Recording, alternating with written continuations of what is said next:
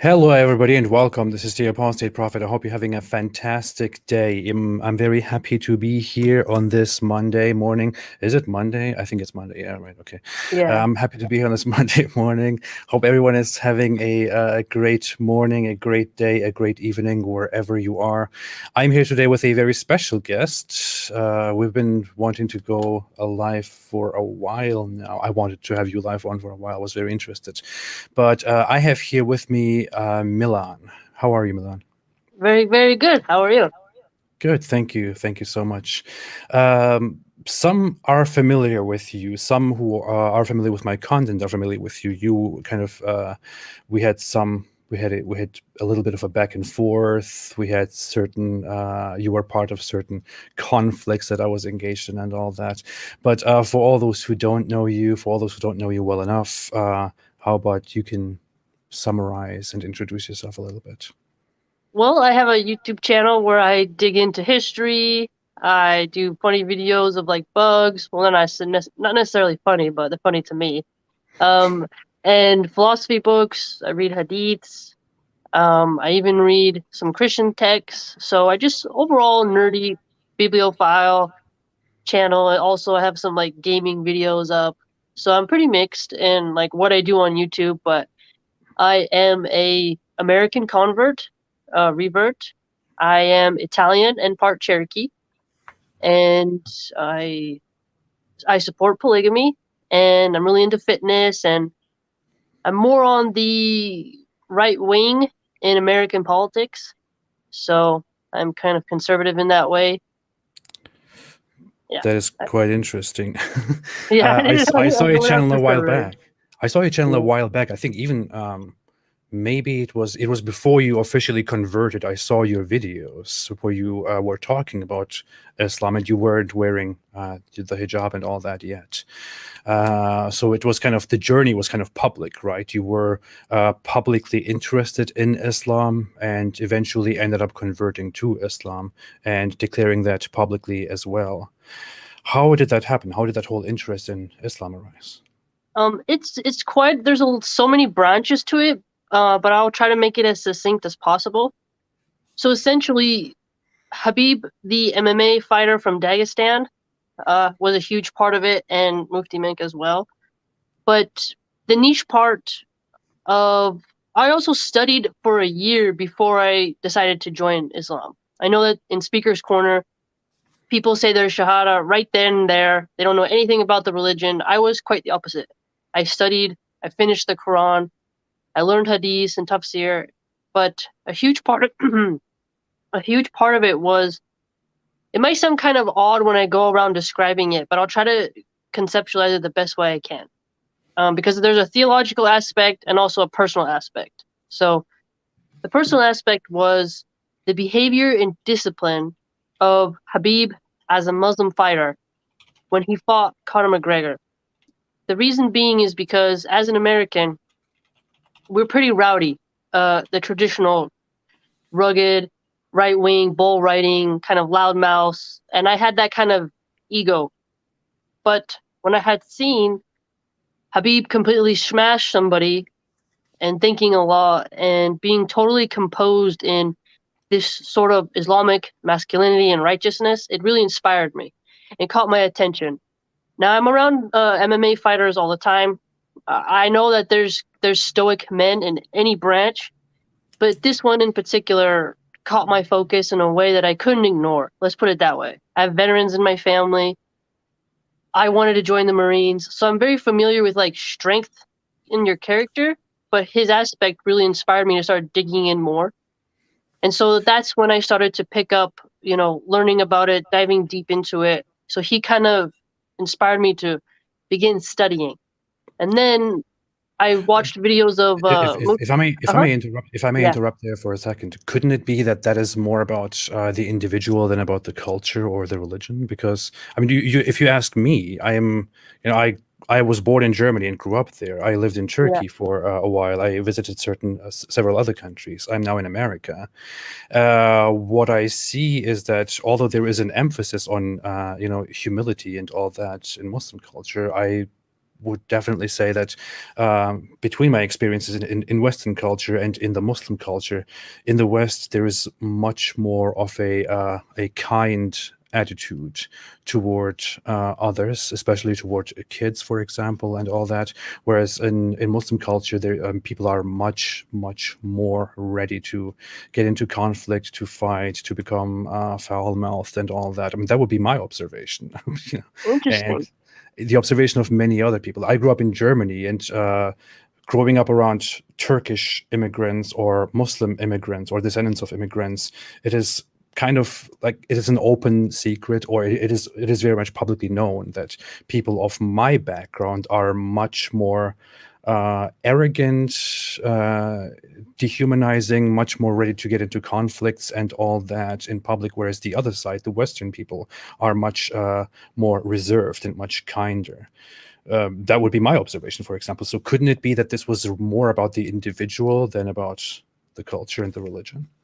Mm, yes and no, because he's part of it personally. But when I read in Bukhari and the other Hadith volumes, the Book of Jihad, you begin to see the mannerisms of a very strong, masculine, righteous jihadi, and then you see those aspects of character that Islam gives you as a Muslim, and then you see them apparent very clearly in Habib, and that is what got my focus, because I believe Allah gives you signs and ways in which He'll bring you to the path, right?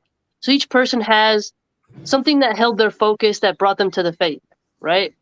In some people like you, they have something that causes them to leave it. Mm-hmm. So for me, this is what caused me to hold still and focus and see like a new avenue of where strength can come from, in a way Okay. in which it really just seemed like this is something real there. It's hard to describe if you're not really into this type of warrior aspect, but for people who have a very just like ruggish background, where it's kind of like a little bit about violence or strength or combat, he is like a walking model of the good mannerisms that I believe you get when you try to enact, chapter 5 of those hadiths, right? So it's like he reminds me, and then when you study the companions, you're like, hey, how they acted during times of war. There's a militaristic aspect, right? And I'm sure you're familiar with that because you spent time with communism. So that is something that got my attention. So that's how I began on my journey. Then later it goes into the theological aspects, but I'm trying to word it in a way that's like, because there's other aspects to it too, but I can't deny that he was somebody who got me to pause. What do And you think about the whole Dawa scene? I mean, when we talk about kindness and humility and treating each other with respect and all that, I don't want to, or you don't have to respond to this, you don't have to answer this. I don't want to put you on the spot here about that, but I'm sure you are familiar with the attitudes toward each other, the back and forth, the diplomacy that is taking place online between people like me, critics of Islam, and Muslim apologists, well-known ones. I think people can see that there is a contrast there in terms of how I generally behave and how they generally behave. Would you say that the attitude that comes from the Dawa side is more in alignment with ideas of kindness and goodness and respect and all that, or? um I've been attacked more by other Muslims than any other group. So I wouldn't call the Dawah scene loving and kind. I would say that you're going to get the kindness from the sheikhs on Scholarly Subtitles channel, those clerics. Those are like the old man, kind of wise, and Imran Hussein even. Those are the types that you're going to get the kindness from. But the younger reverts, especially the red pill ones, I don't think you're going to get kindness from them. They have a different aspect. They have a different angle. Their crowd is usually men in their 20s, so they have a different type of energetic, kind of poppy vibe to them. I don't know. There's a lot of smiling, but a lot of deception. So it depends. The thing They that don't I like see me is, very much, so I wouldn't say that yeah. there's too much infighting. The So thing if is, they're not going to be what kind I to see each is, other, they wouldn't be kind to you. Is my point. yeah, yeah. What I see is, there is a pattern in behavior, in a certain way of behaving among Yeah. people in the Dawa scene, for example. I mean, you see it all the time. Like, you have probably witnessed all the attacks that I have had so far. Ironically, people then people say that people call that stooping down to my level, which I find very ironic because I never talk the way these people generally talk to me, for example. But there is a pattern in behavior, in personal abuse, that goes to very great lengths, and a complete absence of kindness, an absence of compassion, an emphasis on dehumanizing the other side, on saying whatever comes to mind to the other side, being deceptive, and so on. And when you have this pattern of behavior among these people, it is hard for me to separate that from that certain ideology which they together defend. It is, to me, quite obvious that if this group, the Muslim apologists, behave in a certain way all the time, and there is almost no exception to that rule, then it probably has something to do with the ideology that holds them together. Wouldn't you?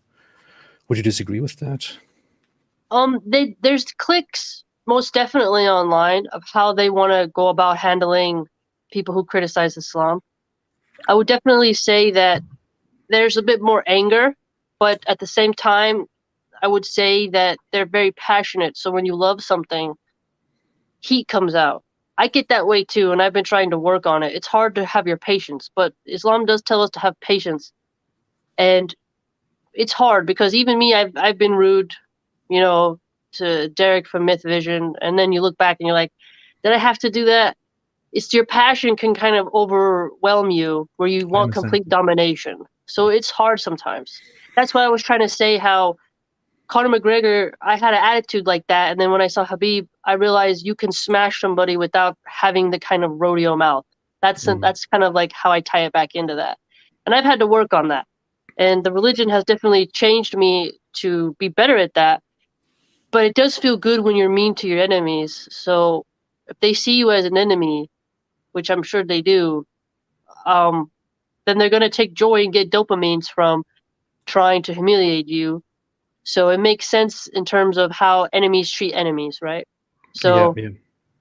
I mean, yeah, in all honesty, I see that, and I say it too. I have said it before. I know that these people think they are doing the right thing when they, attack the so-called enemies of Islam, when they call people enemies of Islam, when they, engage in very terrible behavior. I think, I mean, these people think they are doing the right thing, and I cannot hate them for that because they really genuinely think this is what they are supposed to do, or this is what they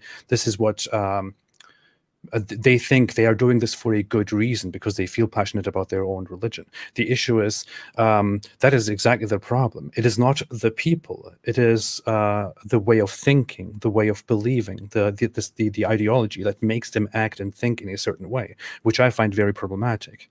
And I tie that to Islam. But we can get back to that. You were talking about your conversion and about theology. How did that proceed? well, for me, one thing in which I really liked about the theology was the pure form of Islamic monotheism, and then the regulations, obviously, that I have learned in the Hadith, and the way in which polygamy, righteous masculinity, and nurturingness of like being a mother and large families, there's like this whole aspect of like there's a pureness to it. I don't know how to explain it. I'm trying to get better at explaining it, but the aqidah of belief in the angels, belief in the books, that the Prophet Muhammad, peace be upon him, is the seal of the messengers. I really agree with that. After studying so many different religious texts, I really do like the way how, Allah permits force. I do enjoy that. I do think that a pacifist hippie religion can never rule because in order to fight evil, you need strength. So for me, the theology of be ever steadfast, ever forward, be firm against your enemies, turn to Allah alone, don't commit shirk. These are things that actually, when I reflect upon them, I get a sense of energy. I don't really know how to explain it very well, but the prayers, everything, it's just so cyclical. And it Mhm. definitely makes me feel strengthened whenever I've been tested or tried. Turning just to Allah alone, without any association of partners, no mediums, no crystals, no nothing, just directly. It does something to your consciousness that I feel it's really tight. I hope I'm explaining that well. No, I understand that, and I understand the emotion and the passion behind it. You may be familiar with that. I myself was very religious at a point. I had a different understanding of theology. I had more of a mystical understanding of it due to my background in Islam. But I did agree, and I felt very overwhelmed by the worship and by believing in Islam and following its rules and justifying and rationalizing them and being as devout as possible that as I could be. The issue is that really enough to believe? So you could we have certain layers here. You might say Islam is functional. It works. That's what you could say. It seems to work. It seems to agree with my expectations of society and humanity and personality and all that. And you could say it feels good. It's like you devote yourself to it and you feel like you are doing something that is the original purpose of yourself. But then, and you could say the monotheism aspect and the theological aspect seems to make sense to you. But is that really enough? Even if all these three reasons were justifiable, were enough to justify your desire to believe, is that really enough? Were you at a point where you knew that this religion is absolutely true and you know that it is true and there are no possible objections to it?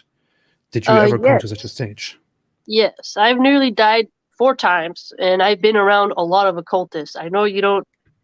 I know you that you focus a lot on Islam, but I've been around people who are really, might I say, actually evil people.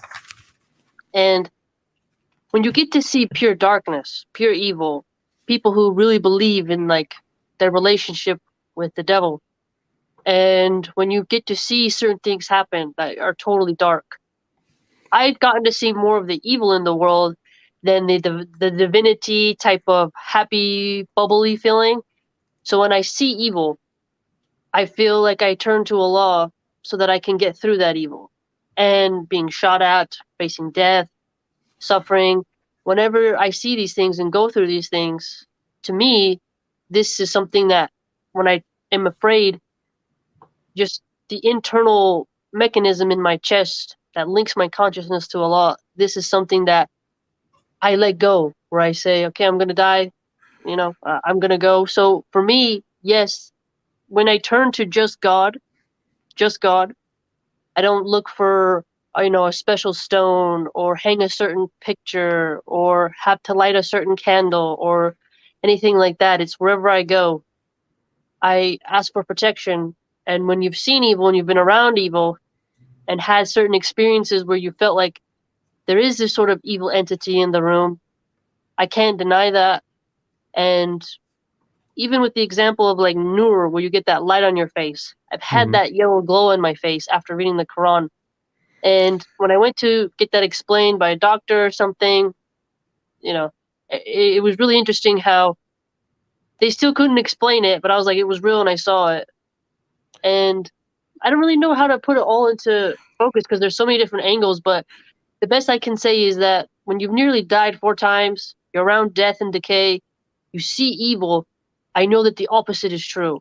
Can you define the evil and the darkness that you are talking about? Well, satanic occultists, Masons, people who believe that, through. Well, I don't want to get your video taken down on YouTube, but people who believe in doing very, very dark things, people who really, fetishize harming children, doing bad deeds to children, people who enjoy doing bad deeds to men, women who are perfectly fine with trying to channel dark arts in order to keep their beauty. Things like this is when you look in their eyes, there's something different there. And it's hard for But people who haven't been around that. I understand. I understand, but how does Islam counter that? And how does turning toward Islam counter that? Couldn't you find the same refuge without Islam, for example? Why exactly No, Islam? because the restrictions that come from the Sharia prevent you from that. So, for example, the modesty, the intoxicants, the don't associate partners with Allah, right? Don't commit shirk. These actions, this framework prevents you from getting around those people. It prevents you from even letting them have an opportunity to do anything to you, and your values are not their values, so they can't bait you and tempt you as easily if you stay within the bounds that have been laid down. And Okay, if but that you're is not exclusive to Islam. I mean, you could do that without Islam. There are other systems that implement that without Islam. Islam is not the only way to do this. And don't get me wrong, but I'm really trying to push it here. It's just yeah, even if Islam did get certain things right, in terms of pushing out the corruption and freeing you from evil or darkness or whatever it is, even if it did get certain things right, so do many other systems. Does it really necessarily make Islam right in whatever it preaches and whatever it says and in its theology? well, Islam goes farther than the others. Catholics can still drink wine. Christians can still drink beer. They don't have to have the essence of modesty. They did in certain aspects, but not as much as the faith of Islam. And I wouldn't say Buddhists do it the same because they have their own way. So they have their own rituals and their own dogma, their own rites, their own framework. But with all my study and with actually practicing, I see that Islam really provides a strong chain for my personality that I have to have because I'm so bullheaded. I'm very forward. I'm very strong. And the concept of fear Allah and trust Allah alone, that comes in. And as I mentioned, the militaristic aspect helps you to be more brave against truly evil things and to lower your gaze and to avoid those types of people. I mean, those Do you, occultists have infiltrated much of Christianity, so I wouldn't say Christians have done a very good job, you know? I mean, you could argue that if you look at the Muslim world, Islam hasn't worked very well for Muslim society. The traditionalists and revivalists would argue that Islam has been down for centuries now. So that would not be exclusive to Christianity. But Wouldn't that be because of like foreign policy though? for many reasons, I would say the Ottoman Empire, for example, very much was responsible for screwing up Islam and turning it into something that it was not, and thereby leading to its downfall because it became all about power and all about the throne of the Ottoman empires, and it brought its downfall very much. Maybe, of course, together with foreign policy, but that is just part of human nature. It happens. But obviously, what I'm trying to get at is Islam didn't work either. What you have today is a very corrupt, a very divided, scattered Islam that will never, ever come together again and be established as a proper united force that can fix the problems of the world. The problems of the I world think will the still be there. distinction comes in though is that the rules are there in the Hadith, in the Quran. We just have to follow them. And the raw rules are something that help me to avoid those situations. The behaviors that are compulsory upon me, the way I schedule my life around my prayers, I don't have time to engage in the naughtiness. I have to go outside that realm, you know? It's Okay. very different than Christians who pray different times and they have even the Jewish people, they have different schedules, right? They have the Sabbath, so it's different. So for me, because I have such a kind of a goat-headed personality, the rules that are always around, if, that's what helps keep me like reins on a horse, something that really holds me back, because so much freedom that you're like, I have to kind of have some type of guideposts. So sure, I'm The issue sure that is Muslims are failing, but for me, I'm saying the text itself, that helps me. But with Christians, they've allowed too much, certain occultists actually within their orders, in their societies.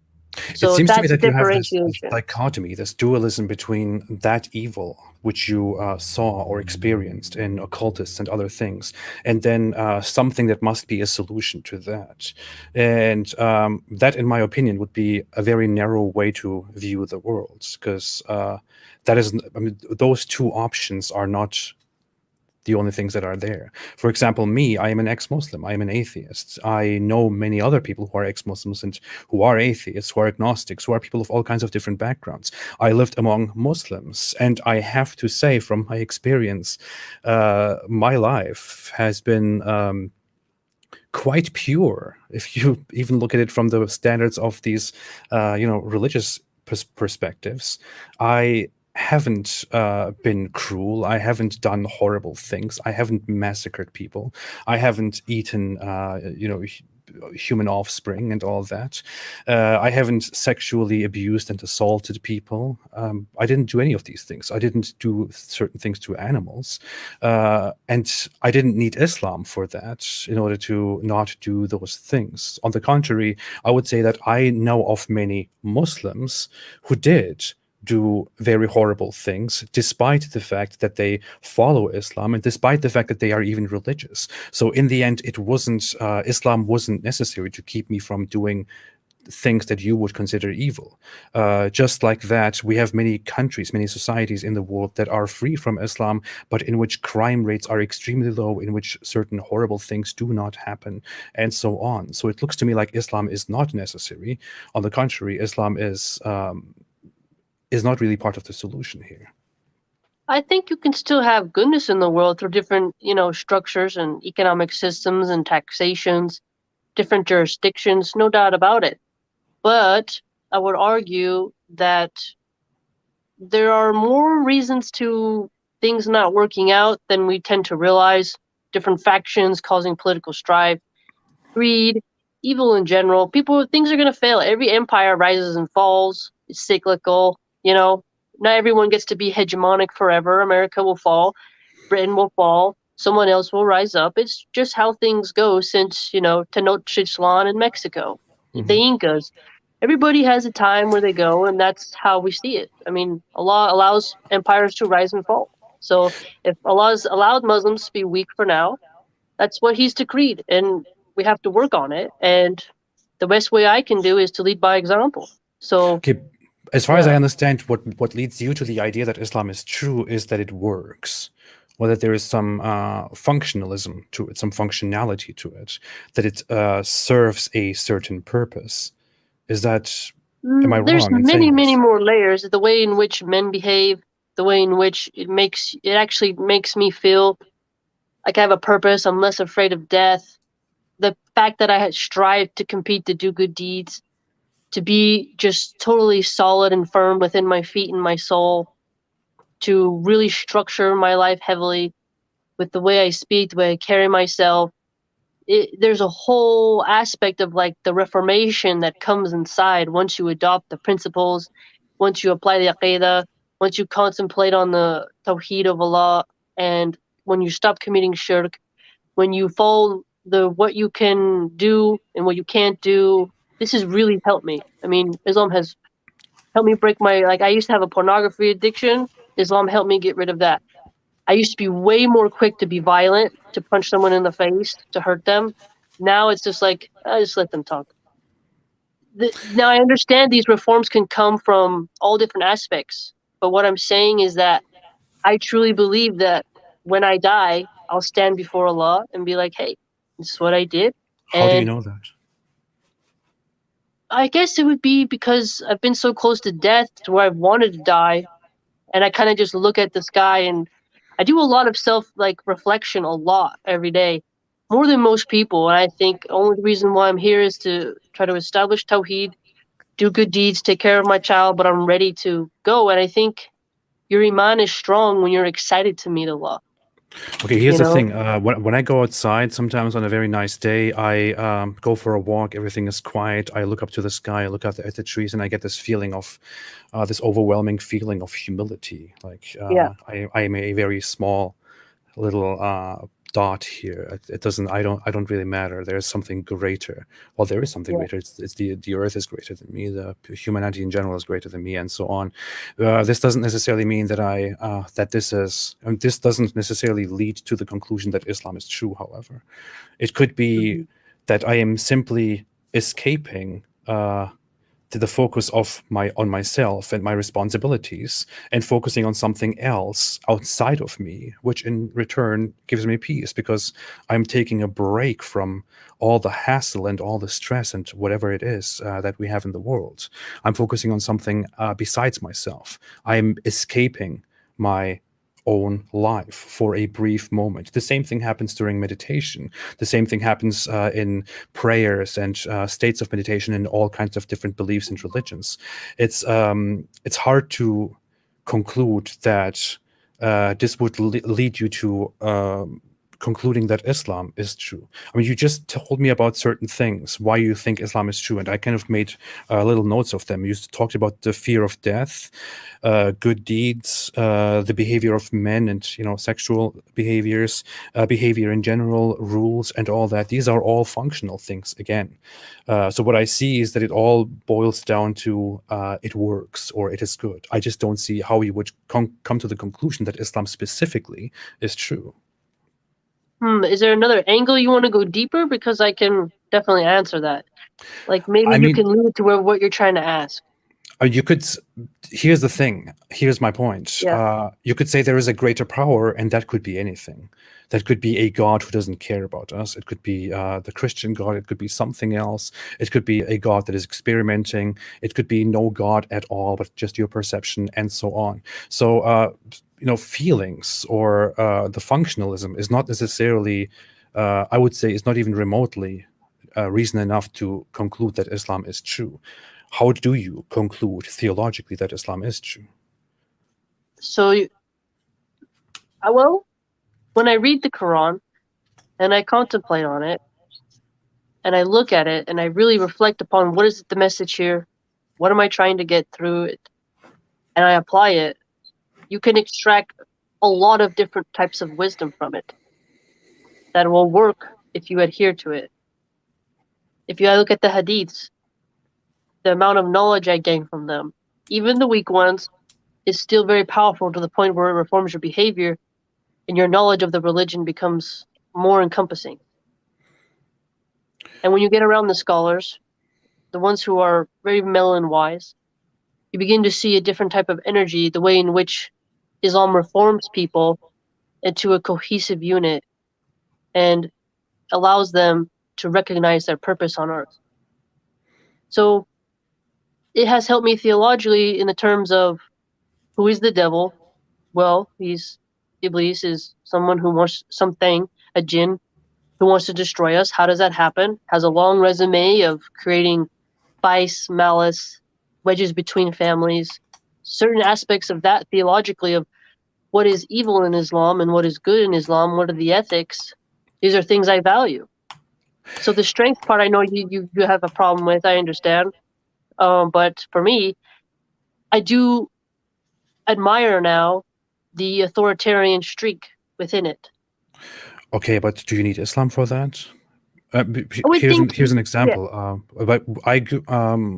I meditate, for example, or I meditate with somebody else, and when I sit down and confine myself to that state, and take my mind off things, and then maybe come to focusing on all the stuff that I think should be improved in my life, then I come to certain conclusions. That seem to me quite self-evident in the moment because something is causing suffering in my life and I can prevent that by going on better about it in a different way. Maybe I should focus on that. I should calm down. I should breathe and so on. And I feel this deep purpose inside me, I feel this deep fulfillment and connection to others who are there with me, and appreciate that. And I wish others could follow the same thing. So we could say that I am basically describing the same feeling that you are describing. I think you enter into this sphere, whereas I feel like I'm talking to Allah, right? How When do I you know used to that? meditate in Buddhism, I felt like you're entering into this whole atmosphere of like nirvana. You're connecting, you're clearing your mind. The guided meditation, when I used to do it, was a different type of sphere for your consciousness and what came into your mind. Whereas I feel like I'm directly not in front of God, but right there, and I'm saying words to Allah. Whereas when I'm meditating, they're not necessarily being focused to a being of beings, in a sense. So the Would you say distinction that there is a little less potent when I used to meditate on my own, amongst, because in California there's a big yoga crowd, big meditation crowd, lots of Buddhists. So it's quite different than when I could be alone and I feel like I'm talking directly to Allah. And it just has a more tightrope feeling, that it's a little bit different to Would you say explain. that you believe that Islam is true, or would you say that you know that Islam is true? Well, I would die for it, so it must means I know and believe it. It's both.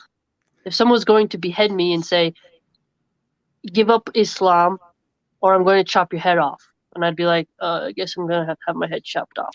But you could So still, I guess you that's could how still you agree to it, describe it. even if you believe it. I mean, you could still die for it, even if you believe it. You just have to be passionate about it. So, would you say? I mean, knowing and believing, there is a difference, in my opinion. If you know that something is true, then you would have to be able to demonstrate that it is indeed true. What I see you do so far is you present certain reasons, certain premises, which lead you to the final thought, okay, this makes sense, this works, or this, there is some connection or something. And then we are left to conclude that this may explain the idea that Islam is true. But do you know that Islam is true? Well, I think the honest way you would put it, we'll all see when we die, right? We'll all see Okay. when we die. And for me, I can say, I know and believe it because Allah has revealed science to me and allowed me to come into the fold. And when I contemplate upon all the prophets, how they suffered, on the lessons in the ayats, what I get from it, this is something where you're like, I'm connected to it. I'm within the fold, and I don't need anyone but Allah. So that's how I feel.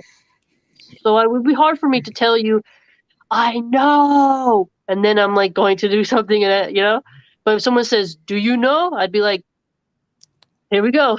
Take off my Well, head, right? The here's guillotine the comes issue. out. Here's the issue. Let me be very blunt. You know Yeah. me. I hope you won't be Yes. offended. Uh, to be very honest, it seems to me that you feel like you need Islam to turn your life around. You feel like you need Islam. You depend on Islam. Without Islam, you wouldn't, your life wouldn't work, or you wouldn't find sense. You wouldn't find guidance. You need Islam, which is why you believe in Islam, which is why you My, follow Islam. That's what it what's appears to me like. interesting, very good point. What's interesting is in Jahiliyyah, as you know, they call it. I wasn't necessarily doing bad things. I mean, early in my other younger years, maybe, but I do need. I've gotten so accustomed to it, and then my faith has become so. I love it. Like I'm addicted to learning about hadith. I love my prayers. I don't want to leave it. The routine, the patterns, everything about it. I love it so much that I wouldn't want to. I'd fight to keep it. Do you know what I'm trying to say? So How I would your wouldn't life need it. be if you weren't a Muslim? I think I'd be more. Oh, oh boy, I'd probably be more cruel. Yeah, I'd In probably what be. sense? I joined the military, and then I would totally try to. No, I don't think it would be. Islam holds me back from a lot of meanness. A lot of meanness. Yes. What do you think about Islamic scripture and Islamic apologists and Islamic preachers saying that I, for example, deserve to be judged and executed for simply because I don't believe in Islam anymore. I Don't you read think in a that's cruel? scholarly book that that is true, that you have to do that. So when I read that, I thought about, I don't know if you know, but when I was a gang member, I was in the Sureño Sur 13, and they tell you blood in, blood out. Now I'm not comparing Islam to a gang. Forgive me, that's not what I mean. What I mean is just follow me here. They tell you if you leave, we will find you, we will execute you, you will be done. And I remember getting jumped in, watching others get jumped in. The feeling of knowing if I leave, it's out in a body bag. The only reason why they haven't taken me out is because I live in a different state. And I don't go around telling people here what I once was. Right. But I know if I go back to that neighborhood, well, someone's going to put in work and take me out. Right. So it Okay. changed the way I joined the gang. So the function of blood oath, of once you enter, that's it, has a function of pure dedication. I think it's how do I put this? When I see people say their shahadas and then people don't tell them that they can be executed for apostasy, I find that deceptive. Where it's like, why don't you tell them? Well, if we tell them, then they won't join. But if that's what we have to do, then they should have their shahada with that. Like if you say your shahada and you know you're going to be executed if you leave, there's more power to that. But if you didn't know and then you join and then someone tells you and then someone takes it upon themselves or tries to force you to go to a place where that can be done, then it feels like you've been betrayed and it's not as Okay. honest as an oath. Here are two things. One Yeah. thing is, in my opinion, it doesn't matter at all if you tell people or not, because Okay. people become part of a certain idea, of a certain belief out of passion in the moment. You are very passionate about Islam today. You might end up leaving Islam in 2 years because you might think, oh, I understand that I felt very passionate about it, that I loved it very much. I'm sure you made mistakes in your life, and I'm sure you believed in the past very much that you were doing the right thing. You join out of passion, but then at a later point in life you realize, wait a minute, I made a mistake. That was wrong. I can't follow this anymore. Then you will You want want to to know get something out. very And interesting? even if you knew that this is the punishment from the very beginning, it wouldn't change a thing because you thought you were doing the right thing, but now you changed your mind. The interesting part is you have a very good point. But to be honest with you, I think I wouldn't want to be the one to execute you, and I wouldn't want to be the one to have to hand you over to be executed. I wouldn't want to be the one to have to pass out the sentence or hear it. You see what I'm saying? But if I left the fold, there's a part of me that feels like, well, maybe I should just die because I'd be so miserable. I'd be so confused. So this is a very interesting dynamic here because I feel like Okay, me and you I are have to kind of I have to be a opposites. bit harsh here, but Yeah, I know. if you accept accepting that you should probably die if you leave, and accepting that other people should die if they leave, are not necessarily the same thing. I mean, I could say, if I was harsh, I don't believe that you should die. I believe you should completely change your mind about that. You shouldn't die. You should go on with your life and live your life in a happy way. But I'm sorry.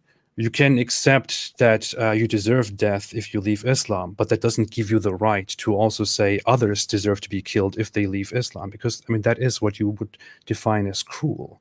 This is I what we think would the universally way define I as would get cruel. out of it is that I'm not going to be the one rounding you up. I'm not going to be the one to and plus I like if we were living 1,000 years ago, maybe that law is there, but at the same time I think to myself, how, it's a lot of work, to gather those people up, process the bodies. I don't think that it's like gotta put them in a grave. It's a lot of work, Do you So think I it's think some cruel to kill people. people who leave Islam? I think what I've learned, because I haven't learned that much about it, but how do I look at it? Like if you were to say an oath to a Templar, a lot of them were, if you leave, you'll die. Politicians have that. Fraternities have that. Gangs have that. Blood oaths are very common. And so we have to analyze, like the mafia, the Italian mafia is omertà. You're in the cartels as well. If you leave, you die. So this concept, we have to wonder, why is it there for thousands of years in so many different aspects of reality on Earth?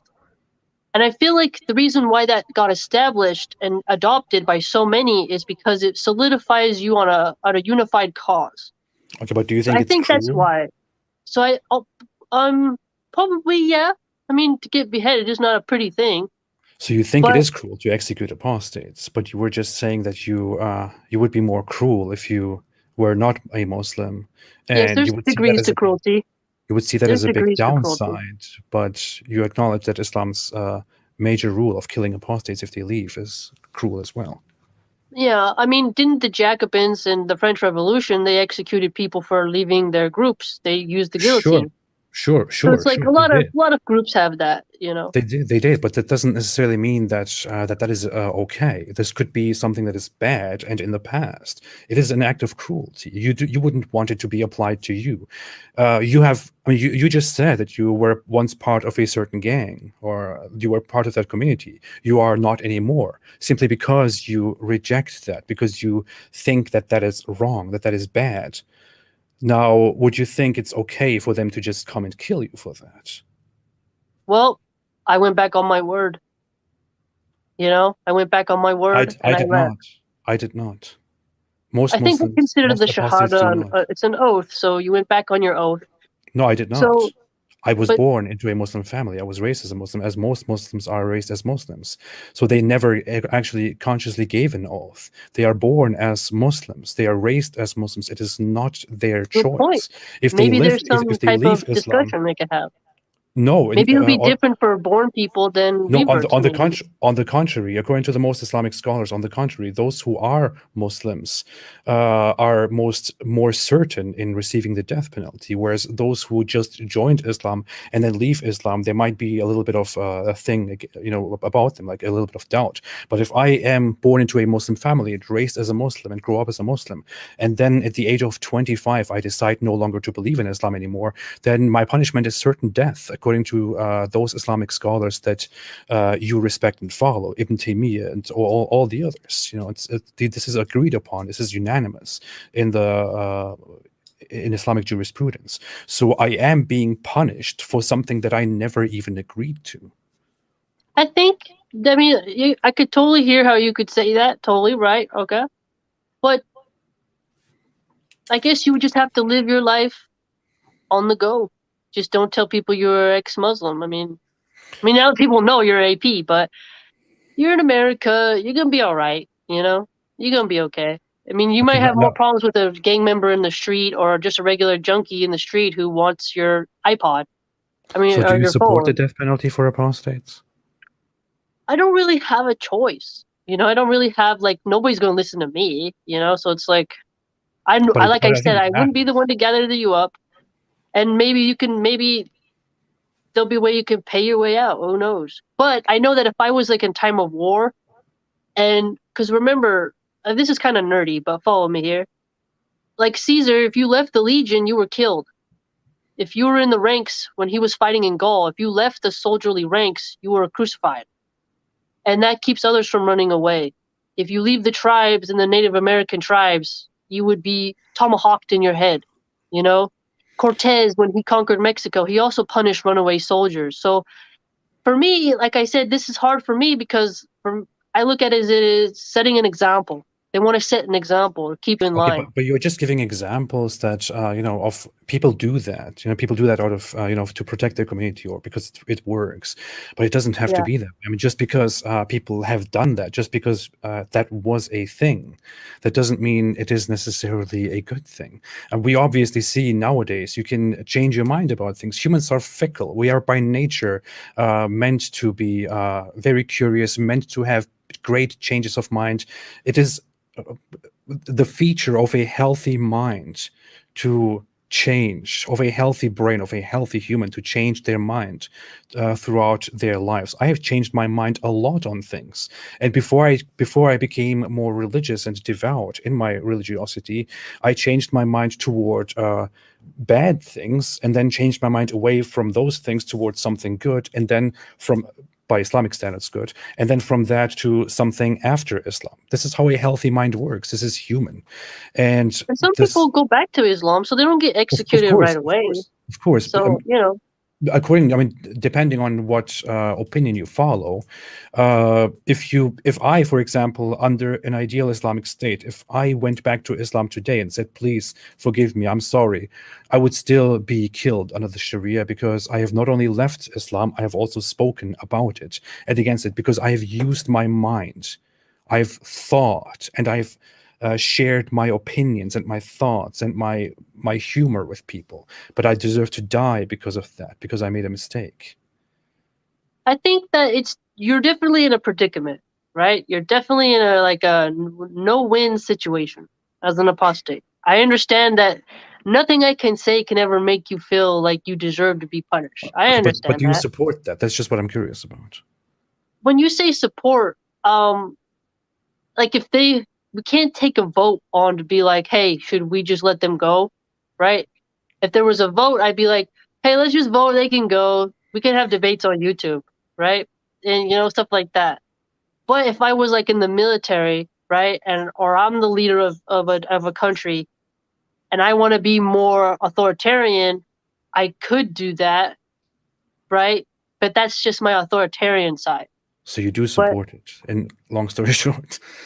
uh, I don't know. I feel like I don't want to. Like if I didn't like, if it's harder if I know the person. Like if I know you, I'm gonna feel bad. But would I be in the center watching it be done? Maybe, yeah. And I'd be like, I don't know the person, so it doesn't really click. But if I know the person, Milahan, I'm like, it oh, that sounds to sucks. me like you don't really like the rule, but you just have to accept it. I haven't really like I have to really go deep on it because I support the death penalty, capital punishment. I support I wish we could bring back torture in certain prisons for certain horrible crimes. The electric chair, firing squad. Definitely wish we could bring that back in America instead of giving certain criminals life in prison with food and water. So I have a darker, meaner aspect, but for me, you're just a regular person, so it's a little bit different. I don't know. I don't really know how to word it yet because I have to learn more about it from what's the reasoning. And I haven't got to hear what's the reasoning because generals and leaders they have different reasoning than the common folk. The So issue is reasoning is just made up by people, because when you look at the scripture or at the texts that we have, the fundamentals, you see that Muhammad simply says, "Those who leave their religion, kill them. That's it." Or he says, "The blood of a Muslim is only justified in three cases: retaliation, adultery, and leaving Islam." That's what he says. And then it is up to the Muslim scholars, and the apologists, those with opinions, to explain why this makes sense. And you could just as well come here and explain why you think it makes sense. The issue is the ruling is there. The explanation of the ruling is merely something that you make up in order to justify that certain ruling. And there is an unlimited amount of justifications that you could come up with because you are a human and you are intelligent. yeah, So I mean what that's you are how doing is law works. basically, Though is there's a law, and then you go about how does this work? Why is it this? I mean that's what I, you I, pretty much do. I wouldn't say that's the law, how the law works. I wouldn't say that's how ideal laws work. I mean, we make laws nowadays because we think about certain things. We decide that they are right or wrong based on their, outcome and the implications of it, and so on. And we come together and decide, okay, look, this makes sense. This works. We should make this a law. In Islam, we don't have that. In Islam, you have the law. No reason is given to you. You are supposed to accept the law as it is. You cannot reject it, otherwise you are an apostate. And then you are supposed to sit down and simply explain why this law is true. You have no choice, as you said yourself. I mean, but they don't present a reason to you. But I'm sure some people do. Like, oh, they would cause dissension. We want to set an example. I mean, that's why I keep saying is that throughout history, kings, generals, all types of civilizations had their reasonings on why they would punish certain people in such ways for leaving the group. So I Okay. understand there's no win for you. I mean, there's nothing I can do, like you can't help me if a gang member comes and takes me out. So it's like we can support it, yes or no, but there's crazy people in the world who are going to do it. But no one can take it upon their own hands you have to go through a court process. But you're in Okay. America, so it's not really like, you're not necessarily you're not gonna get deported. So it's like you're fine. You're just hanging out. Yeah, but we are talking about an ideal Islamic state and what Islam actually is, because we came to it. You said you would be cruel if you weren't a Muslim, and coming back to that, what else? If you weren't a Muslim, how would your life be? I wouldn't have any sense of purpose. I don't think I would have the sense of why am I here? I would probably do less good deeds. I would just feel kind of floating, aimless, nihilistic, and might makes right in a non-Hobbesian way. So it would just be very, very intense. I wouldn't really have to hold back, you know? There'd be too much temptation, you know? Islam keeps me away from the occultists, keeps me out of drinking, pornography, gangs, violence, keeps me not materialistic, just, loving what is good in terms of being in nature, being calm, focus, organizing my life in a better way, studying constantly, reflecting on my existence and purpose, all kinds of goodness, directly because of what it puts upon me. I don't really know how to explain it in a better way. No, I Unless you, understand it. The issue is it looks to me as though you don't have the self-confidence to believe that you yourself could do the things that Islam forces you to do, or not to do the things that Islam forces you not to do. It well, I seems fear as though Allah, you have a, so the fear is good because the that's fear the keeps point. me from disobeying. That's the Like, point. You have yeah. a trauma. You have pain in your past. You have certain things in your past, and that's understandable. Many people do. I do as well. And you rebel against those things. You try to keep them out of your life. You try to fix yourself, and you could try to fix yourself on your own and find your path through life, or you could find a certain system which forces you to do this and not to do that, and which has very strict rules. It seems to me that you are, instead of trusting yourself, you are simply trusting this certain system that guides your life entirely. I've studied all those systems, though. That's the thing, is Maybe you don't that need to follow the system. um, it's not the same. It's just every single aspect of how you use the restroom, what you say when you wake up, when you go to bed. The prohibitions are more encompassing and therefore provide a larger network and framework that help to keep you as a net away. I cannot rely on myself. You have to have a compass. I have to have an internal yet external compass at the same time, the sort of Venn diagram of overlapping of the inner and the outer realms. Okay, Because doesn't that mean you are you believe in Islam because you need Islam? I mean, everybody needs something. You don't need it, so you need yourself. So it's like everyone needs something in order to be But that alive. would mean, but that could mean you simply believe in Islam because you depend on it, because you feel like you need it, not Well, necessarily it because it is transformed true. me.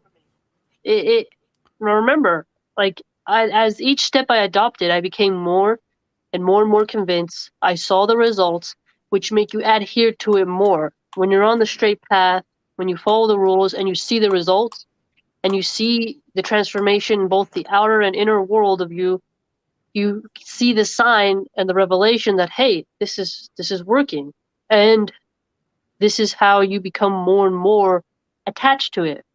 I know many And Christians who can say the same thing. This is actually something that I hear from Christians very often, and you, I'm sure, do as well.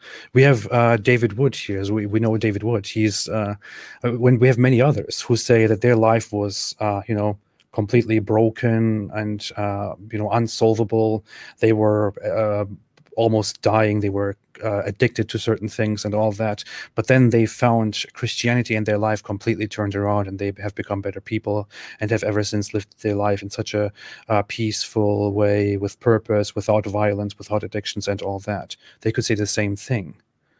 without doubt, you can find happiness and attachment to other things in this reality, without a doubt. But they are not in my reality. What happened to them, what's going to happen to them when we all die, doesn't matter.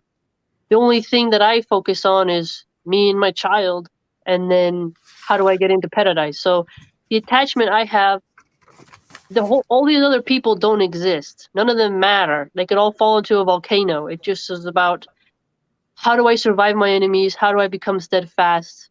How do I push through evil? How do I conquer my own temptations? How do I resist any type of pitfall? And the Sharia, the laws, the rules, the regulations, the admonitions, these have shown empirical and spiritual results for me that have proven to me with unreasonable doubt that this is the religion for me and that I would be willing to die for it. I'm sorry, I'm pushing this, but it just Totally. sounds to me like it just sounds to me like you personally simply need it and depend on it again. I mean, that's what you're telling me. But Here's a that's how comment you know of your iman is strong, right? Your not iman is necessarily. strong is when you need Allah. Allah is free from need, and I'm entirely dependent upon Allah. Okay, So I but think they would think that's a good thing in Islam. people could explain all kinds of different beliefs just in the same way. Here's a comment from Ahsan al-Haq Fahim. He said, Uh-huh. please somebody explain her that you don't need Islam to avoid drinking and pornography. I have been an atheist and I've never been involved, but it's my Muslim friends who frequently search for porn stuff, for example. That's a I could great point. But atheism doesn't forbid it, whereas Islam does. It's explicit. but You feel clearly me? that's the point. Apparently it doesn't matter because Well, Muslim, he's breaking the rules. He knows he's breaking the rules. But an atheist creed doesn't say you can't. It just doesn't say you should or you shouldn't. okay, It's maybe you shouldn't be neutral. forced to abide by a certain thing. Maybe, I mean, you don't have to be forced to do that. Maybe you personally feel like you need to be forced, but that's not the same thing for others. I don't need to be forced by a certain system. Many people in the world, maybe most people in the world, don't need to be forced to stay away from certain things or to do certain things. It's People, good if you choose not to, but force is needed against evil. it's not. It's not. Evil doesn't. It's seriously is not. Be kind to evil. Okay, but Evil has to be conquered. people come to good and evil in the world due to the outcomes of good actions and evil actions. We don't murder each other outside wherever we can because we know, as societies, as people, we come to the conclusion, hey, if we keep doing this to each other, nobody will, be able to flourish and live a peaceful life. I'm sure you know of the idea of flourishing, which is one of the fundamental ideas of ancient Greek philosophy. And Well, I mean, look at Chicago. You know what I mean? Chicago is like every time people shoot each other. So I don't know. If we want keep the shooting purge. each other, Yeah. we can't live peaceful lives. So maybe we should not do that. But the issue But is, some people don't want peace. Some people want power. sure, and that is a problem, and you need to fix that. That's a problem, and you can make laws to fix that. The issue is you don't need Islam or a similar system in order to enforce those things upon yourself. You can simply, explore life, live the human experience, and refrain from certain things that are obviously dysfunctional and destructive because they are dysfunctional and destructive. You don't need to be forced for that. Many people But don't need to be remember, forced for that. curiosity killed the cat.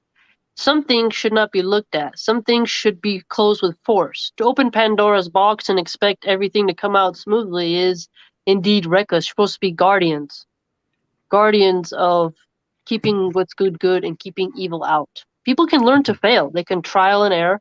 You can help them recover, but you don't turn your back to evil and you never give up the pressure.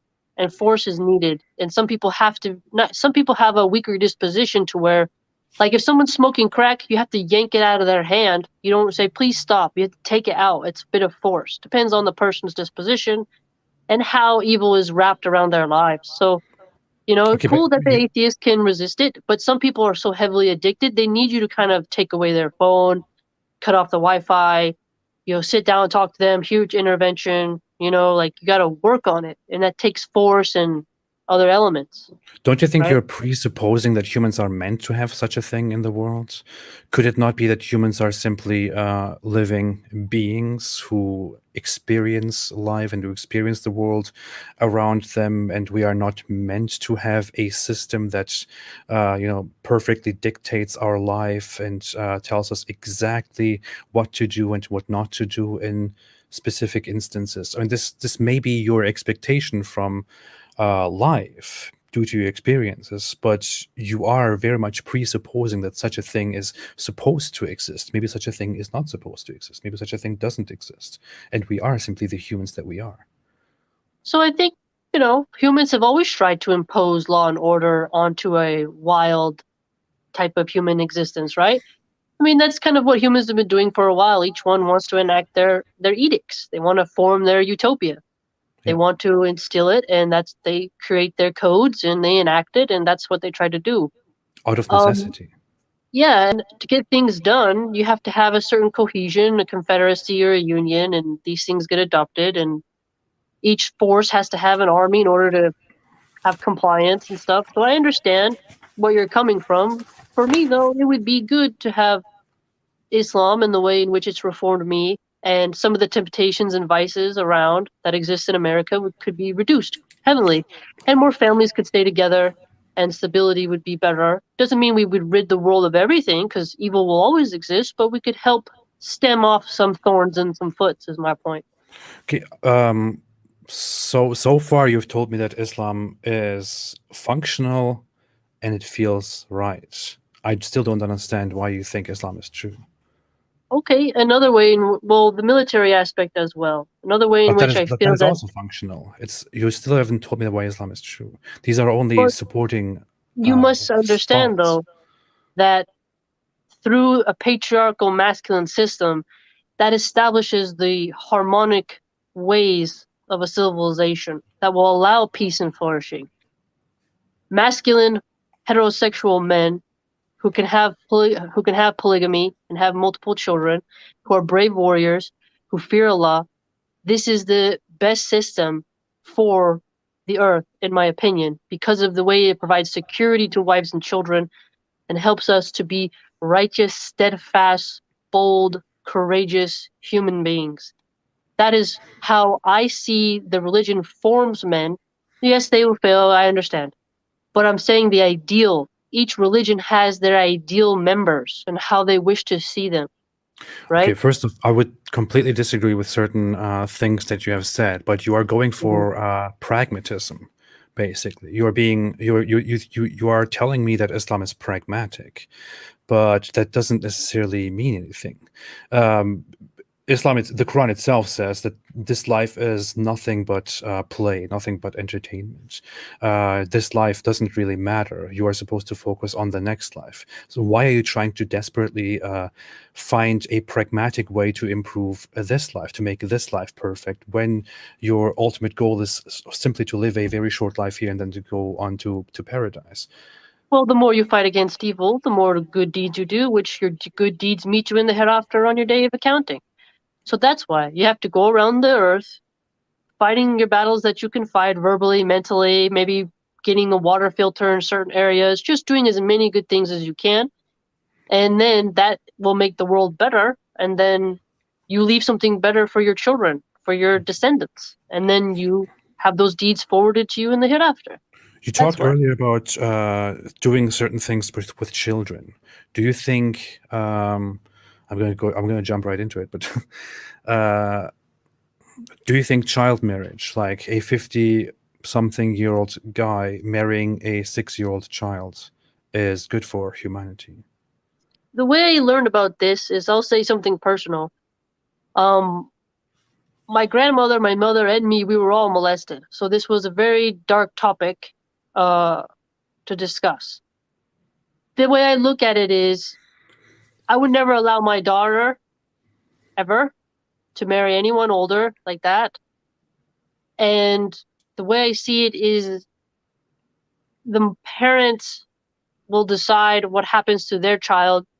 That it's not compulsory. It's not compulsory for you to allow that. And if it's the end of the world and there's no other way for humanity to go forward and my child is there, maybe that'd be the only situation where I as a parent would allow that. Okay, I'm very sorry. I'm sorry for what you And experienced. I know you're gonna say, like, okay, but the Prophet Muhammad, peace be upon him, did that. We're not allowed to criticize him in that way. And who knows why Allah allowed it. And I've heard all kinds of arguments. I read a book on her. She was, pretty wise lady, pretty cool. But for me and my daughter, I would never, I wouldn't, if anyone even asked, they would be executed by me. I don't agree. No one can touch my daughter. No one can ask for my daughter. No. And this is something that there's a So lot of you fighting went through about it something in the that is Muslim bad. community. You went through something that is bad, and I feel very sorry about it. And you want to protect your daughter, your child, from going through something similar. And you are talking about preventing evil in the world. But at the same time, you are advocating for a system in which parents are allowed to give off their children without age restrictions to older men in marriage. So you are advocating for a system and allowing for a system in which parents are allowed to give their children away in a situation where they would be abused in such a way that you yourself cannot stomach it, and you wouldn't allow it for your own children. In Farid's words, it's not rape when the parents allow it, because But there's remember, parental consent. atheism as a whole doesn't disavow that either, or liberalism for It that doesn't have matter. to be. Atheism doesn't have any rules. But the issue is, with atheism, for example, I can sit down here and I can find my way and weigh the pros and cons and see what is healthy and what is unhealthy and all that. The issue is, we're not talking about something that does not forbid something. We're talking about something that explicitly allows that certain thing. You are not allowed to make this illegal or to condemn this because your religion allows it and your Prophet Muhammad practiced it, which is why people like Daniel Hikichu today say this is a wholesome value. I think what I've learned about it from anthropologists is that it was a different time period, and if you're not too many people around, you're poor, resources are low, you have this option, but it's not forced upon you. You don't have to if you don't want to allow it. That's just how I've seen it talked about, because this is obviously something people bring up a lot, and without a doubt, they would like to examine it. But all Okay, I can say is, but you think we should prevent evil, but at the same time you are, as said, advocating for a system in which this cannot be disallowed. It is allowed. It is practiced. Parents can make you may not want to do this to your own child because you think it is disgusting and horrible, but your neighbor who is a Muslim might allow their 5-year-old daughter to get married to some 50-year-old guy. the hard part is that I cannot, even in America, if my neighbor does something, I cannot prevent them, right? I can't prevent anyone else from doing anything, regardless of their religion. If a Jewish rabbi wants to do that weird circumcision ritual that they do, where they suck off the foreskin of the baby, I can't stop the rabbi from doing that, or the Jewish family from doing that to their newborn boy. You see what I'm saying? All I can do is say, this is my daughter. I have full authority over her. She will get married when she's mentally capable. She's had her period, and when Okay, she's mentally mature. this is a big double standard. This is a big, huge double standard. If you live in a society where child marriage is illegal, where it is banned, where such a thing is completely banned, but if Islam was brought to that society, then Islam would lift that ban and would make it possible for little children to be married to old guys with the permission of their parents. This is something that Islam would bring. So Islam would actually bring something destructive that even makes you feel very uncomfortable. Are you aware of that? I'm aware of that, and I'm also aware that, like, even the French kings, they married 14-year-olds, 12-year-olds. The age was very young previously because people died Of much course, and sooner. they make mistakes. They were wrong. Yeah. We don't have to deflect to other things and say, well, they did it too. So No, I know what we you're saying, we that they did acknowledge it that too. it's bad. But It the point harms a is child. that each mother can just say no, right? And I don't have to advocate them and help them. I don't have to facilitate their child marriage, is my point. Okay, but you're supporting a system in which this is okay. Well, I love Allah. That's what I care about. As I love Allah, I don't. I love Allah, and I'm not a champion of child marriage. Do you see what I'm trying to say? But But if someone, that but makes you are not. But that makes that is not consistent with your entire idea, which you have advocated for from the beginning, which is that Islam brings a system which gets rid of the evil, because Islam in this case brings the evil that you are talking about. I guess the way you just have to really look at it is, You're in a very tough situation. That the way I've looked at it in my head, it may not be how everyone else has seen it, but if you're in a war zone, if you are a refugee, you're separated, there's just no other way, and you see this as a legal outlet, you're like, okay, well, I guess it's legal under the Sharia, and I'm gonna die, and I need somebody to marry my kid or take care of her, and there's no uncles. Maybe that'd be a last resort. I look at it as a last resort of permissibility. That's how Just you look because at it. Abu Bakr, but I have to learn more about it though too, is because just because Abu Bakr as-Siddiq allowed his daughter, and Aisha became this really important figure in Islam, even though I know she's not liked by Shias. I don't think that then means that everyone else has to. I guess it just means that it's a possibility, but I think mothers can also just get their sons married to different women. You see what I'm No, saying? no, the issue is whether they have to or don't have to. It's completely besides the point. I don't care if people have to do this or don't have to do this. I don't mind if about that at all. The issue is that Islam provides a system in which this is allowed. If we look at child marriage, if we look at a relationship between a little child and an old man, the research on this is abundant. It is harmful to a little child. It is psychologically harmful. It is physically harmful. It harms the reproductive system of a child. It is harmful in so many different ways. It is destructive. A child is not ready until a very late age to handle such a thing. But you would advocate for a system in which this is allowed. So the system that you are bringing would be harmful, really harmful, objectively harmful in this case, to the child, to the individual. Now imagine this. You advocate for Islam. Islam comes to your place, to your neighborhood. Islam is implemented, and around you are two families. They both have little children, little daughters, and you really like those little daughters, those little children. And those people, those neighbors, decide that it is their right to marry those little children to 60-year-old men, and they are allowed to do that. How would you feel about that? Well, I would talk to the mother and say, well, why can't you just wait? What's the hurry? What's going on here? Do you need Okay, what money? if I'll she give you doesn't? the What if she money. doesn't listen to you? Well, this if you can't.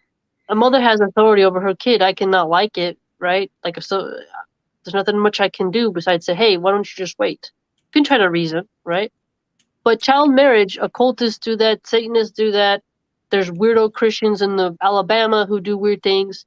Do you The think Islam act is of similar child to stuff cultism? is something that happens, you know. And Would you even in hate rural that? villages in Africa, they do those kind of things as well. So it's a thing that's like, it's part of the human condition anthropologically, and the best we can do is just not allow our daughters to go into it because they're not going to be the wife of a prophet. Okay, here's the thing. You told me earlier that you want to force people to not do these evil, horrible things that you abhor. And you said Hmm. we need force. Force is absolutely necessary. So you want to force people to not do certain things, to not do certain things to others, not do certain things to themselves. You absolutely abhor child marriage, but in this case, you don't want to force people not to do child marriage because you think, well, if they want to do this evil, if they want to do something destructive and abusive to a little child, there's nothing we can do. It's just they will just do it anyway. So do you I now would try believe to in adopt forcing the people or do you child. not? Well, the hard part is that you're not allowed. Some people want to hurt you if you criticize that in any way. But the thing is that I say, okay, if Allah decreed for this specific example of the prophet to have this wife, I'll find out what's the truth when I die. But that doesn't mean I need to facilitate, aid, clap my hands for anyone who does it in this reality, because it doesn't say I have to do that. So I can advise mothers, um, why don't you just wait? What if I adopt your child? What if, I give you money, then you can have food, you don't have to sell your daughter. I'm very into protecting children. So she had a specific role that Allah decreed for her, and that was her destiny. But that doesn't then mean that I have to have my kids go over and do that. I don't know how else better to answer it. Just the point, like some Muslims, they go very gung ho and they're like, yes, we'll allow it. Like I know Ali Dawa, as you mentioned. I saw that video. I have a different route, and I wouldn't allow that. And the Prophet was decreed by Allah to have that, but he didn't. It's like this nuance of like scholarly interpretation, you know? It really is something interesting to look at. Just because he did it, now you can't criticize anything the Prophet did, but that doesn't mean you have to then push for and advocate for it. If you're in a very rural village and you want to betroth somebody, okay, but to consummate, it's different. Do you think what Muhammad did was evil? I think it had to be. I don't know what to think about it. I think I can't say it's evil because then you're saying that the Prophet did something evil, and then you're out of the fold of Islam. But do But you I would think it is say evil that to marry a little child? I would wonder why Abu Bakr did that. You'd have to ask the father. That's why you say wait till we die, right? That's how I look at it. Like, I read a book about her. She was a fantastic lady. You know, she was a hero. She saw so much. She wrote down all these hadiths. So she's like the mother of believers. So she has like this huge respect for her, and you learn to love her. And you're like, you know, I don't look at Aisha just as a child bride. You see what I'm trying to say? I say, The oh, issue that is happened. You know, the issue is people can look back at you yeah, and say, look, she was amazing. She studied a lot. She read a lot. She thought a lot, and she gave us all these wonderful ideas. She made people think and all that. That doesn't negate the fact that in the past you were abused, and that doesn't mean that the certain abuse that was inflicted upon you can thereby be simply, dismissed or downplayed. It is evil. It is very hurtful. It is something that you suffered from that still means a lot to you, that still is a pain upon you which you feel. So you understand what I mean? And even if yeah. she did live a good life, and even if she did contribute to something, that doesn't negate the fact that she may have gone through abuse at a part in her life that she didn't have to go through. True, right? But I tend not to look at people as victims. I tend to say, that happened to you, Allah decreed it, move forward. Because there's victim culture now that wallow in their past. I try to look beyond it. You know, okay, that happened to you, but don't let that be you. That Okay, but that happened, doesn't go mean that the thing forward. that happened is not a bad thing, right? True, exactly. But maybe Allah has His reasons that are above my head. You know, like a crab will eat its babies. There's so many weird things in nature where you're like, huh, this planet is pretty weird. You know, this planet is pretty intense. A pig will eat its own baby. Like, you know, you're like, what's going on here? This planet is pretty rough, you know? So it's like, well, test and trial, everyone has their burden. Everyone has their trial. And the best I can do is protect my own. I'm sorry, Milan. The thing is, I'm stuck on this point, and I pushed you Yeah. quite a bit. Maybe not even enough. I don't know, but I think your inability to answer this question properly comes from the fact that you are falling in hypocrisy and having double standards on this issue. I think you could We say that. Yeah, that I have a double standard where I would allow the Prophet to do it, but I wouldn't allow my own daughter to do it. Is that your point?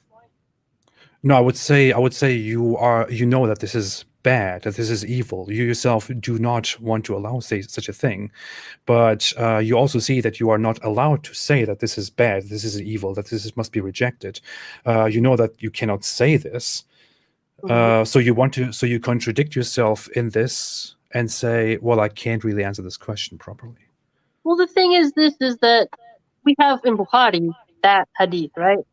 So I think to myself, they didn't really keep track of birthdays that much. What is time? Okay, he did this. I gotta trust Bukhari that it was that age, but I can't throw out the whole religion because of that. I just can't because it's like a very tight hold on me that I love so much. Do you see what I'm trying to say? I So do. yes, I'm sure like there is an internal conflict, and I think so many Muslims struggle with this. But all I can do is say the Prophet, peace be upon him, and Allah decreed something for that specific girl, and Abu Bakr, as the father, felt it was like that. I can have my daughter and my rules. It's not compulsory upon me. And I just want to do good deeds and die. That's how I look at it. I That's know that's not bad. the perfect answer you want. That's bad. That's bad. I'm sorry. That's Yeah. bad. I think you really need to think about that more deeply, and I would love to have you. I would love to talk with you about this again. But I think this is bad. I think if a different religion came up with this system, if a different religion or a different society or different individual came up with this whole issue of marrying a little child away, you would be disgusted by. I see your community posts. You are disgusted by certain things. You heavily, harshly criticize them, and I see your passion there. But if it was something or somebody else, you would be very harsh toward that. But you are simply letting something that is even so personally traumatic to you slip away because you simply have to give into that and simply have to accept it, and you're not allowed to object to that. I mean, you got me pigeonholed. There's not. I can't go left. I can't go right. You pretty much have me pigeonholed, and I can't argue any other way out of it, really. But And I I hope know, and I you hope know, you see that that's not my aim here. I'm not trying to put you down or to whatever it is that people want to do online in discussions. I'm really simply trying to make you see, you're as testing I my see mind, it, which is that you good. are wrong. That you are no. I'm trying to let you see that you are wrong and you are in conflict with yourself. And I would say that you should fix that. Yeah, I mean, I'm not gonna let my daughter marry anybody like that. So, and there's not gonna be another prophet, so I don't really have to worry about it. Okay. You know. Are you aware of the idea that going away from morality and laws for a second, but I'm sure you have. I'm sure you have come across this whole criticism that I offered, in which Muhammad made certain prophecies about the future, about the end, where he said that certain things will happen. For example, he said when certain people came to him and asked, "When is the hour?" He said to them, after pausing for a little bit, he looked at a young boy in his presence and said, "Before this young boy gets very old, the hour will come to you." Or the hour will come. That's what he said. So the implication here, the indication in this hadith is clearly that he is saying, upon the question, when will the last day come? He says, before this boy gets old, it will come. But then, obviously, we are alive today. It didn't happen. Similarly, he said one night, within 100 years, no living being will survive.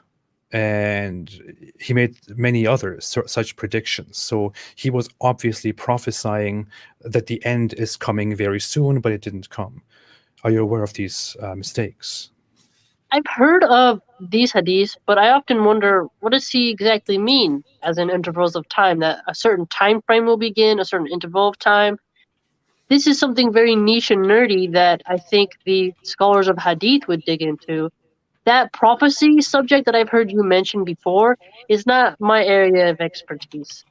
I've read those hadiths, but I have not contemplated about those things in particular. So I can't really help you in that area, unfortunately. But if you knew that Muhammad did make certain prophecies which seem to be false, would this be a problem to you? I would have to ask, like I said, a scholar who is going to explain to me what the context is. Even though I know it's very clear as you put it, um, I don't know. I'd have to what's the chain? What is the point? Does it have another meaning? What is it all about? You know what I'm trying to say? The issue is obviously the Muslim apologists will try to say, well, it was actually referring to their death or something else. But I mean, what do you understand if you simply read this here?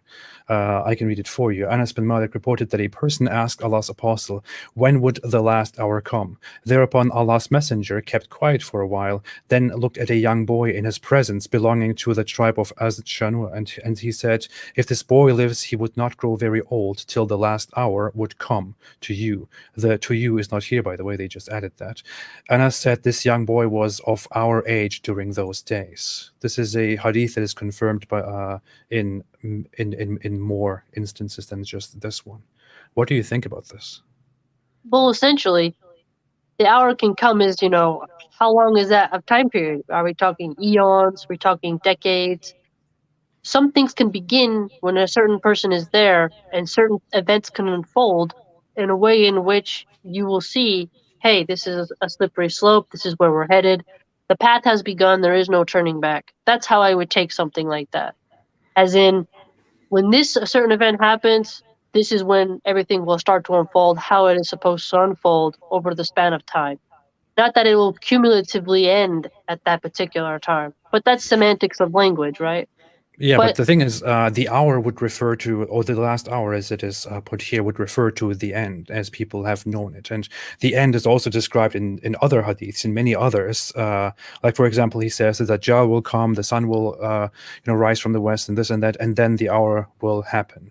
And in this case, people ask him again about this specific hour, which is also described in the Quran specifically. On that hour, the sun will, turn off, and this and that. And in this hadith, people ask him specifically about that hour again, and he says, "Before this boy grows old, the hour will be established," is what it literally says. Why would he be giving an answer that doesn't answer their question at all, but that is about certain different dynamics that are not relevant to their question?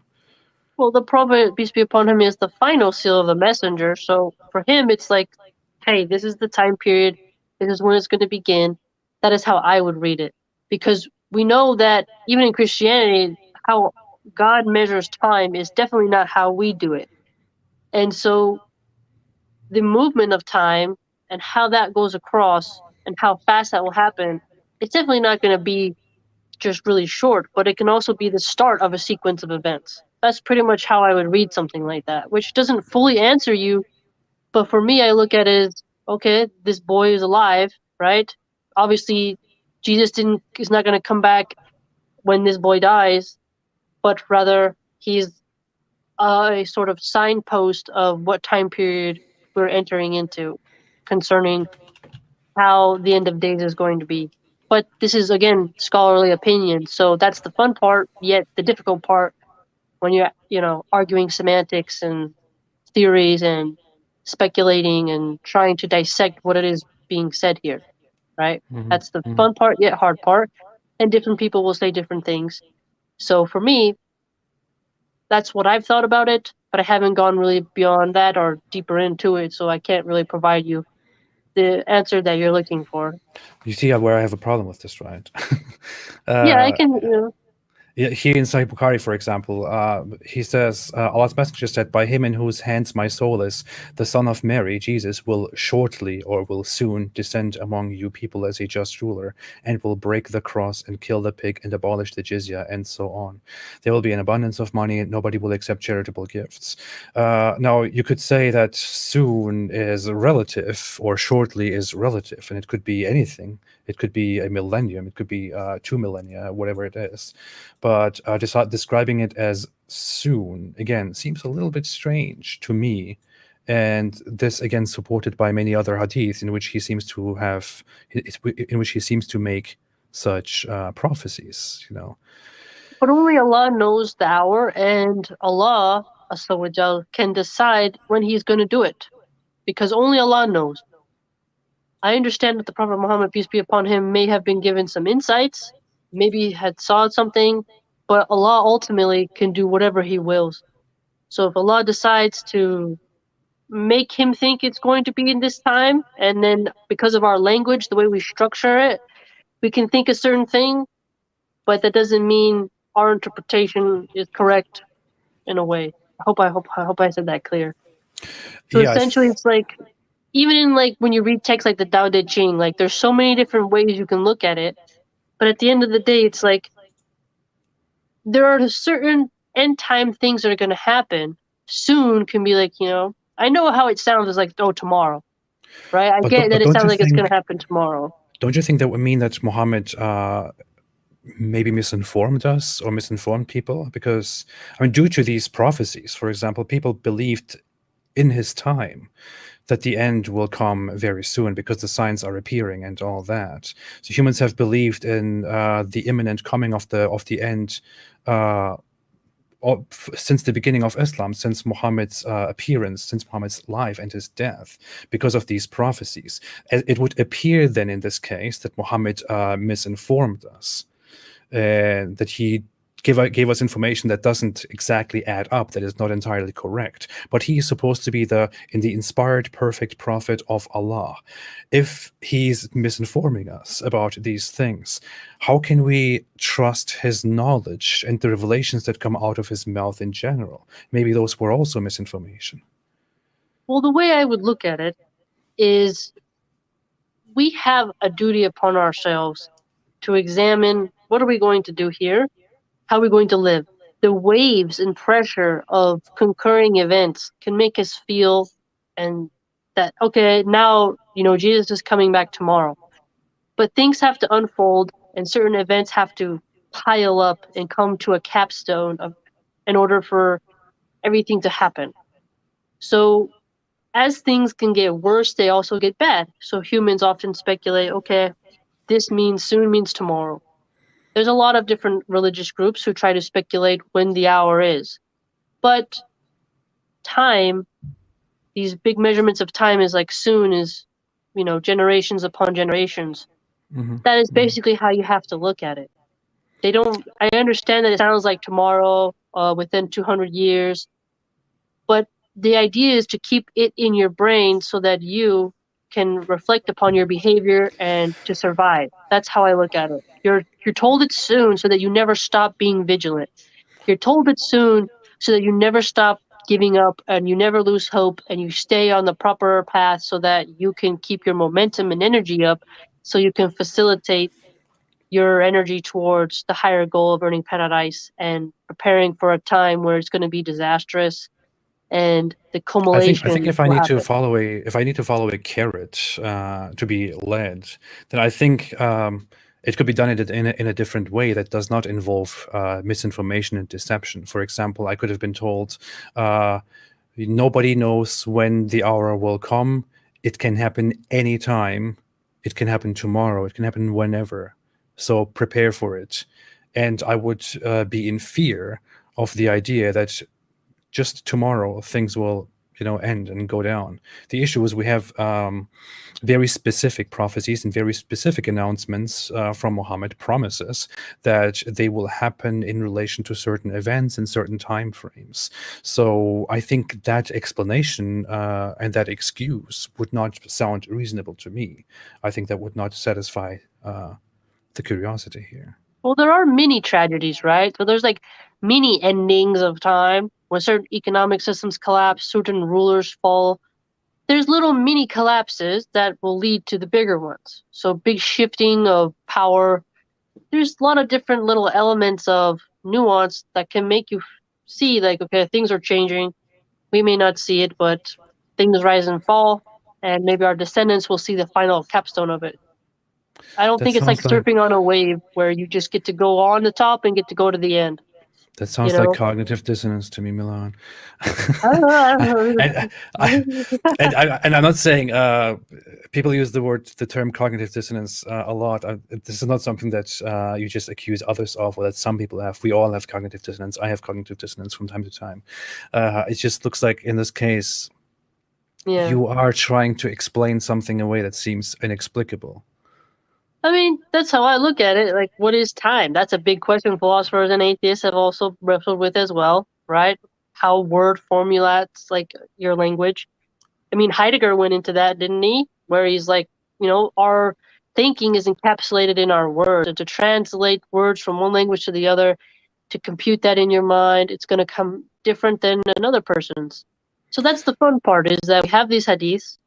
We can try our best to understand them. But at the end of the day, we say, I know that you don't like when people say this, but Allah and His Messenger know best. Yeah, I mean, I would have to say that Muhammad definitely didn't think that deeply about things, as far as we see in the reports about him. I would say he didn't. This is just a system which spread to the world as a consequence of certain exploits in his time and in his region, which we came to accept forcibly. My ancestors accept this religion forcibly because it was spread through war. Even if they were not forcibly converted on the spot, they had to, get used to it and become a part of it, because this is the new reality. That's simply how it works. And now it has become a major religion that spread across the world. world by political and military warfare.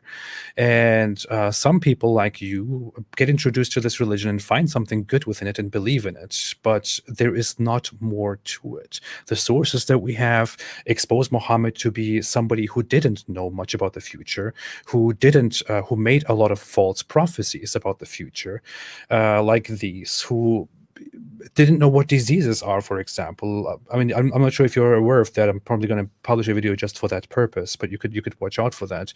He says that infectious diseases are a superstition; they don't exist. Is what he thought in his time, for example. His morals are not in line with what you would think is good for society. You hate child marriage. At the same time, you think we are supposed to force people to do the right thing and to prevent the wrong things. But Islam brings child marriage. Muhammad himself practiced child marriage. People like Daniel Haqiqatjou want to bring child marriage back. So while you consider it evil and detest it, he wants to bring it back into your society and wants people to be free to practice it because he considers it wholesome, while you consider it evil. And he considers it wholesome because of the Islamic religion. And you consider it evil, but you cannot object to it because it is the Islamic religion.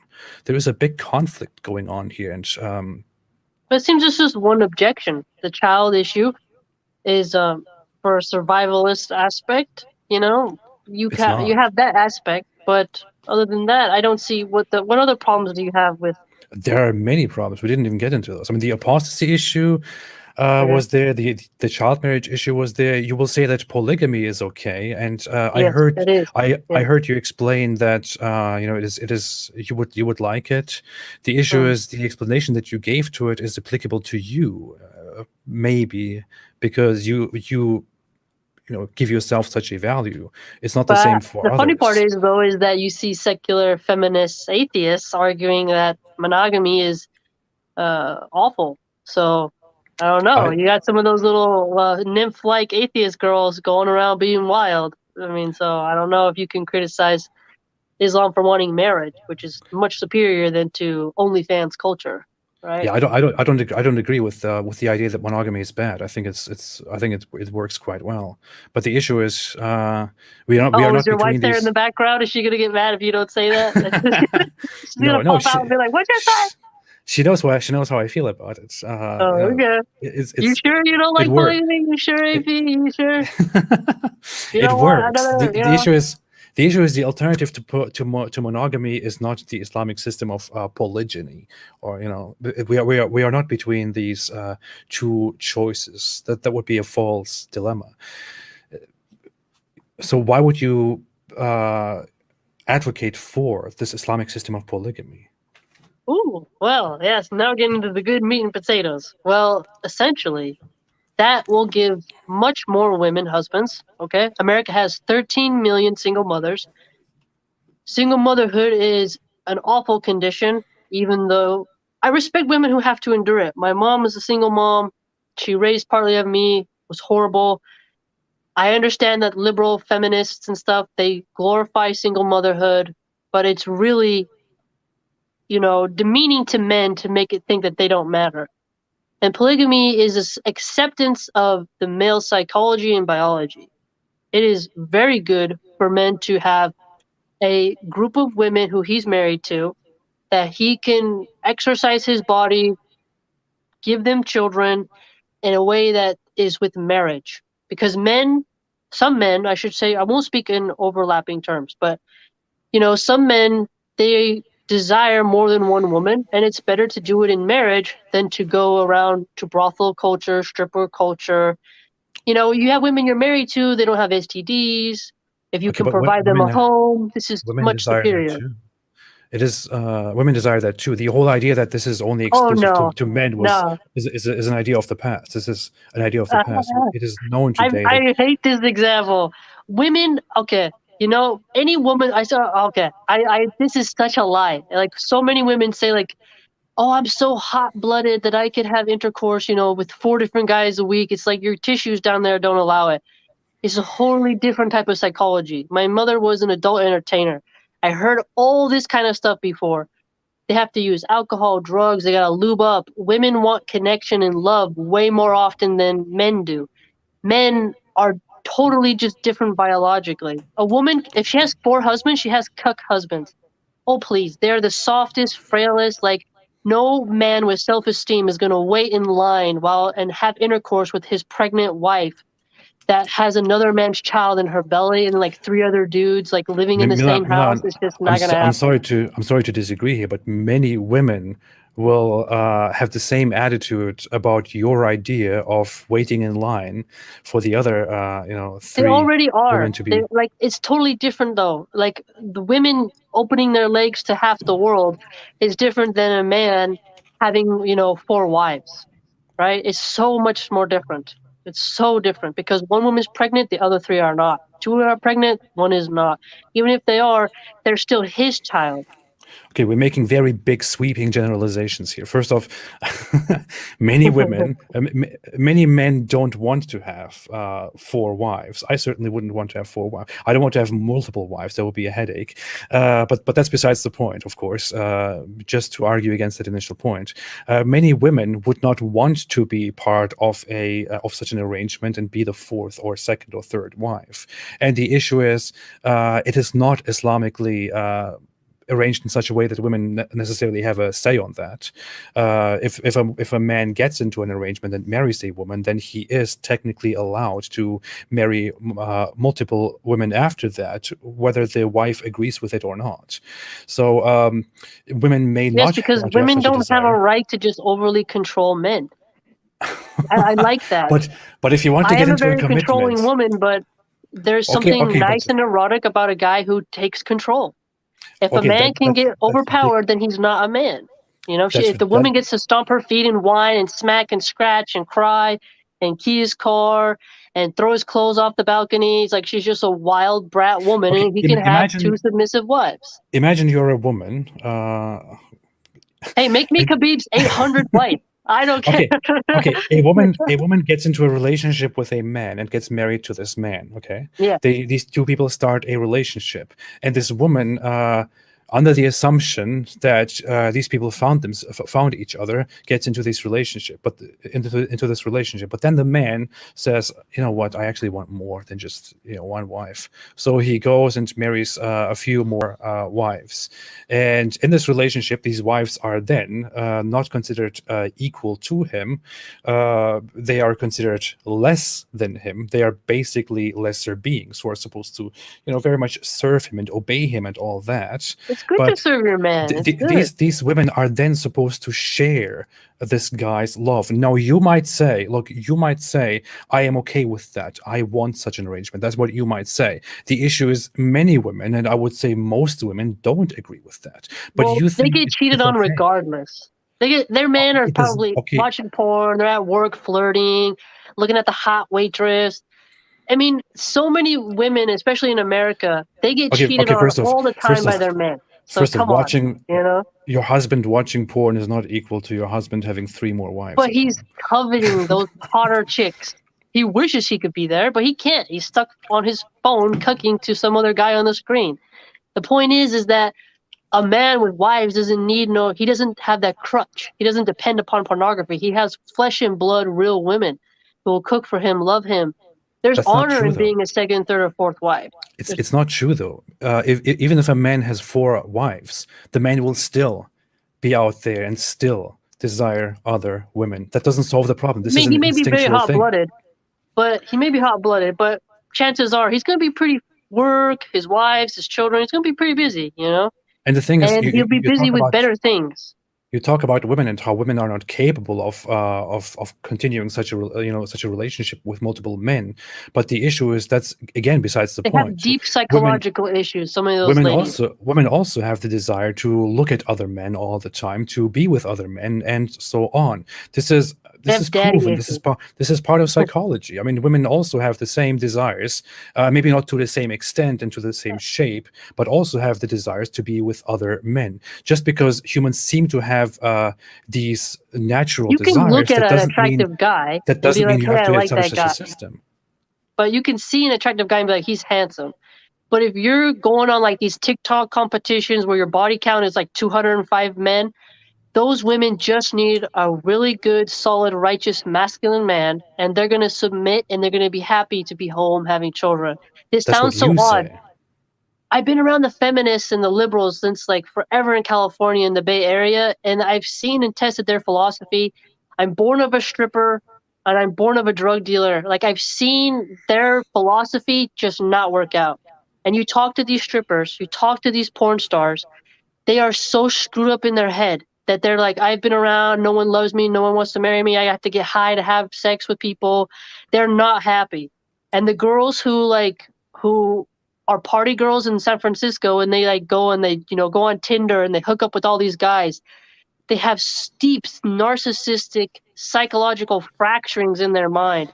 Now, if those girls often make great second wives because they've already gone through the rodeo and they're ready to calm down and be with somebody. Women grow up after about 30 if they're not fully indoctrinated into the woke ideology of leftist degeneracy. This is something that I'm very passionate about because I've seen the beauty of it. Polygamy is a solution in the Islamic fashion because you're a wife with honor instead of a side chick who gets a pair of shoes and a bottle of perfume and a Gucci bag. You're a wife in a house Okay. with children, Okay. it's much Okay. superior, much more honor. Why do you have a problem with people doing whatever they want? And No. It's not that like if somebody wants to go get 7 STDs in San Francisco and like hook up behind a McDonald's, okay, do you, right? That you think that's glorious, fine. But my thing okay, is I want people to be married and have stability for kids, right? A mom and dad matter and have big families I and just don't happiness. see why you would think, okay, these people on this extreme end, and that is, by the way, extreme. I'm sorry, but that is an extreme end. These people on this extreme end are not happy and they live very bad lives, which is why polygamy, the Islamic way of polygamy, will solve the problem. Therefore, polygamy is good, and these people should be involved in a polygamous Islamic relationship. That doesn't make Polygamy is sense going to to me. keep your man healthy. It's going to keep his sperm count high. He's going to be fit. He's going to have less temptations, and you'll have more relaxation. You know that your man is in the hands of other good women, not out there, you know, getting some disease. You're in a unit around God. You're not. It's totally different. It's a totally different system. I know it's hard to see from other people's angles, but I've been around pimps before, and the way pimps treat women is very different than the way a righteous, masculine Muslim man would treat his wife. It's far superior, especially in the music industry. The groupies, the way the women are treated are awful. They're like, just give them a little bit of crack, give them a little bit of cocaine, and they do whatever they want. They get passed around the whole group. I Okay, but mean, you're again it's talking very about awful. extremes which you have experienced in society, and then offering Islam as a solution to that. The issue is, this is Yes, again marriage is a good, false. This is AP. again. Marriage This is is good. again. I agree, it is good. I agree, it's good, and I'm happy in a marriage with my one wife and our children, and I agree with that. It is good. It Come is on, how many women proven. would be like, let me be Leonardo DiCaprio's fourth wife. Let me be Brad Pitt's fourth wife. Come on now, you know what I'm talking about. You just have to be handsome enough and women will totally line up for it. If Well, just LeBron be, James wanted 4 wives, how many women would go? Tell me about it. just Come well on. just because, okay, that's a ridiculous assertion. Just because people want that, just because people have They these would feelings, that do doesn't it, mean, that AP. doesn't no okay, just because they want that, that doesn't mean this is the ultimate solution to matters. This is not how it necessarily works. Marriage brings And stability and children. I would say that monogamy is definitely proven to make people Polygamy is better happier. than monogamy, AP. No, it's not. I know and your and wife and, is watching. Just don't get upset. I don't want to get you in and trouble. and forcing people into these relationships because you Ain't no, complain you about their don't life. force people into marriage, AP. Go on. I'm not putting a gun to anybody's head and saying you have to. Marriage No, is no, voluntary.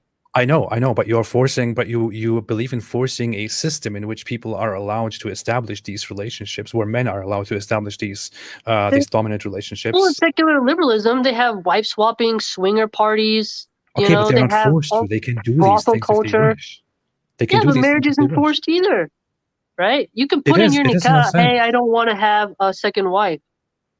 You better know who you're marrying then, right? You got to know who you're marrying then, right? If you're gonna Okay, say yes, fine. I want to Fine. marry you. She has to know her husband. If he wants it, he wants it, and if she says I don't want it, he could say, "Sayonara, I'll get someone else who does." And there's a Okay, lot of other women who does. The issue is this is a solution brought in the 7th century in a society where people had this outlook on life. This is not an ideal system. I mean, there is no such thing that Marriage this is an ideal is system. this is how. No, I'm not talking about marriage. We're not talking about marriage at all. We're talking about the idea that we have this system in which only men are allowed to take as many wives or as they wish, up to 4, and nobody can say anything about this. And they are to treat them, and they are allowed to treat them as lower beings and separate them into different homes, and each one of them has to wait their turn. Women are just supposed to be okay with that. They cannot do something similar, and this is supposed to solve all the problems. First off, this is not going to solve any problem. You will not get rid of the sexual desires of men through this. Women will on average not be happier with this. This will not make things better, and this will not solve a big problem which plagues our societies. So these women, they're at work all day. They got their monogamous relationship, and her guy friend can just easily go on Tinder and go into a Motel 6 and pop one off with some stranger girl, and she'll never know, which is what they're doing, which is what data shows. Do you think so many people are not getting married, and they're that? like just open relationships? In San Francisco, there's a huge thing of open relationships where they just let their partner cheat. No strings attached, hookup culture. That's the culture of today. So if you say that's worse, because if that's why we have so many abortions. So we can reduce abortions. People can be married. She can have her own house. And a lot of women will like that. It solves a lot. I mean, it's a good, pure system. It's really good. Just be married, be happy, and it's all right. Do you think a man who has 4 wives will not do those things that you're talking about? Hopefully not. If he's got the energy, well, dang, he's thoroughbred, I mean... Well, he will do these things. I don't know how he can have the time, but... if his blood is that hot, I'm gonna just be like, "Hey, science should study you because you're just going on and on and on." I mean, but I think he'd be less than somebody who was monogamous. I'm not sure about this. I'm not sure about that. Look at this. Look at this. Sahih Muslim 1403a. Jabir reported that the messenger of Allah saw a woman outside, and so he came to his wife Zainab as she was tanning a leather and had intercourse with her. He then went to his companions and told them, "The woman advances and retires in the shape of a devil. So when one of you sees a woman, he should come to his wife, for that will repel what he feels in his heart." So we have Muhammad here, who is the ultimate example of everybody. He has his wife Zainab, who is one of his latter wives. So at this point, he already is in a polygamous relationship with his wives. But he simply I mean, he still didn't have hot blood, but he didn't go and cheat, right? Of course. The issue is the polygamy that he has obviously did not solve the actual problem that we are having. I mean, horniness is not a problem. Blood is not a problem. He's walking around. It's about touching other bodies. Okay, the issue is that is a different matter. You don't need polygamy for that. Okay, so Muhammad saw a woman outside and got so aroused that he had to go to one of his wives to have sex with her, and said, "Women come in the shape of a devil." Okay, let me finish the point. The issue here is a man today who is married to only one wife may also go out and see women and be sexually aroused by that. So they might be in the same situation, right? Muhammad and this guy. So the issue here is not how many wives you are married to. The issue is what you do after that. Now, Muhammad can choose to either go and approach this woman, or he can go to one of his wives. Whereas the man with one wife can also choose to either approach this woman or to go to his single wife. Or Muhammad can choose to go home and go on Tinder or on TikTok or whatever it is, and to look at women dancing around and can find a woman to get laid with. But he doesn't do that.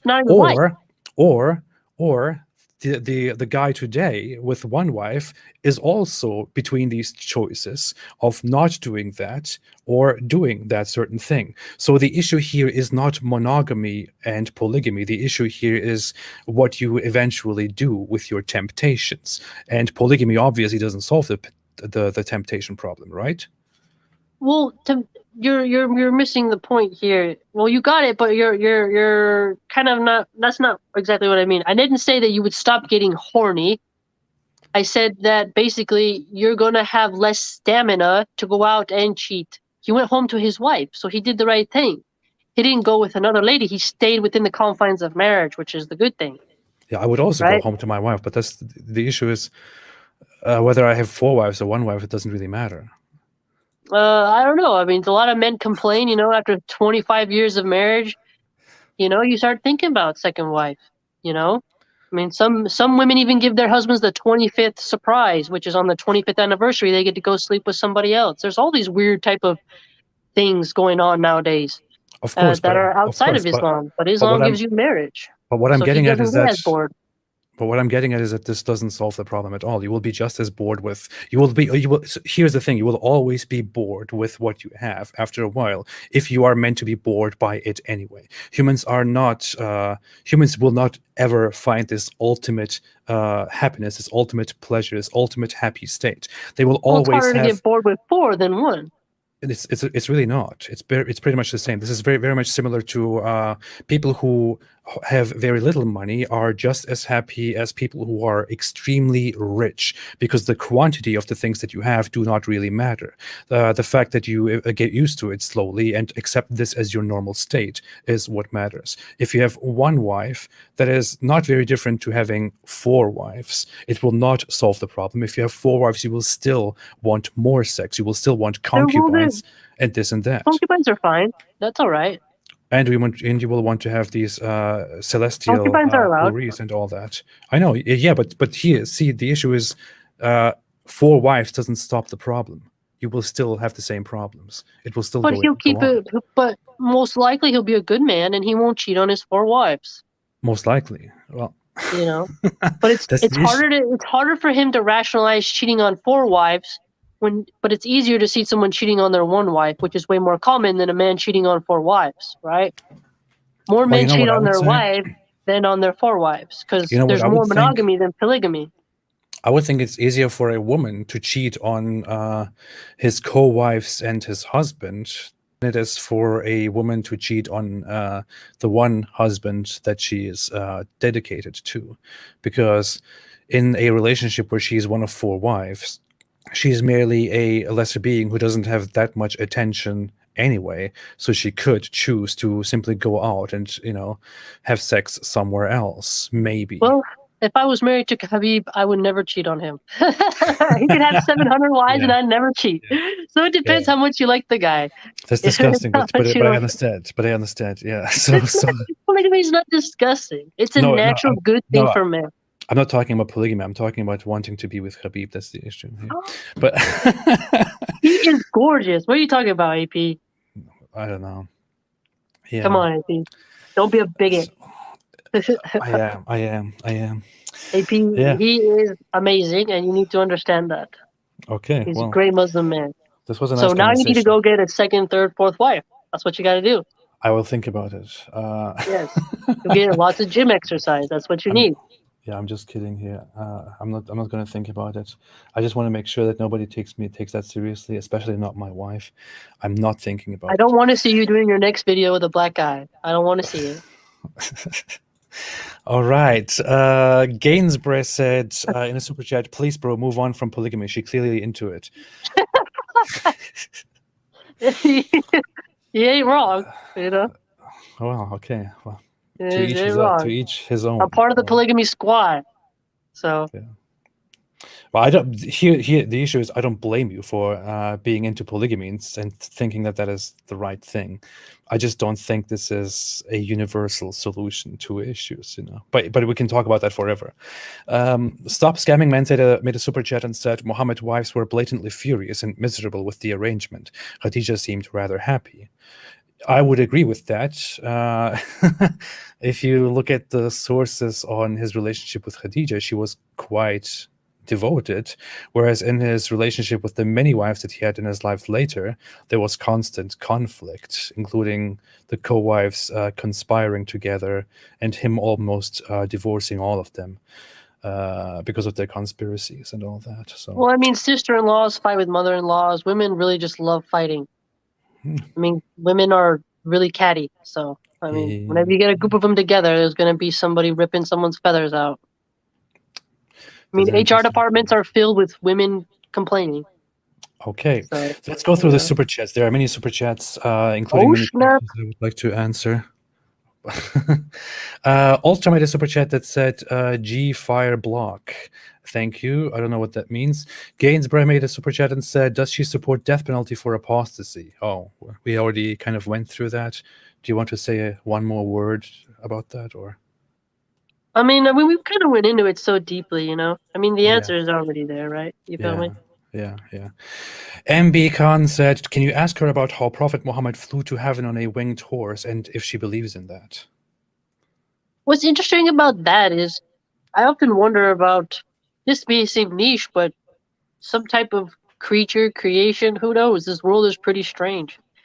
You have atheists who believe in aliens and UFOs and Anunnaki. I mean, I don't know what kind of creature it was, but this planet is pretty strange.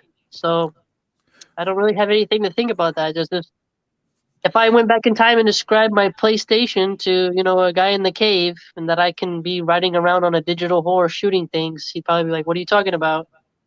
Reality is pretty odd, you know? So that's how I look at it. I don't know. Reality is so strange. I mean, the PlayStation would be a rather natural thing compared to something unseen before, like a flying horse that brings you to Jerusalem and then to heaven. Well, I heard it wasn't exactly a horse, but some type of creature, you know? I mean, imagine if we didn't have as many dinosaur bones, you know? You got dinosaur bones, you got pretty strange things going on. So you never know. That's how I look at it. It's like, whoa, that's trippy. But I can't say either way, you know? That's a good point. Let's see.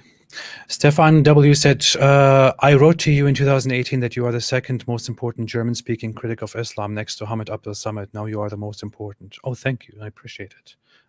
Thank you so much. That was before our show started. I appreciate it, Stefan. Crazy Pit Mom made a super chat, didn't add anything. Thank you. Gainsborough said, Habib is a good friend of Ramazan Kadyrov and Vladimir Putin, who are oppressing and killing Muslims in Russia and Syria. What does she think about that? Putin is killing Muslims? I never heard that.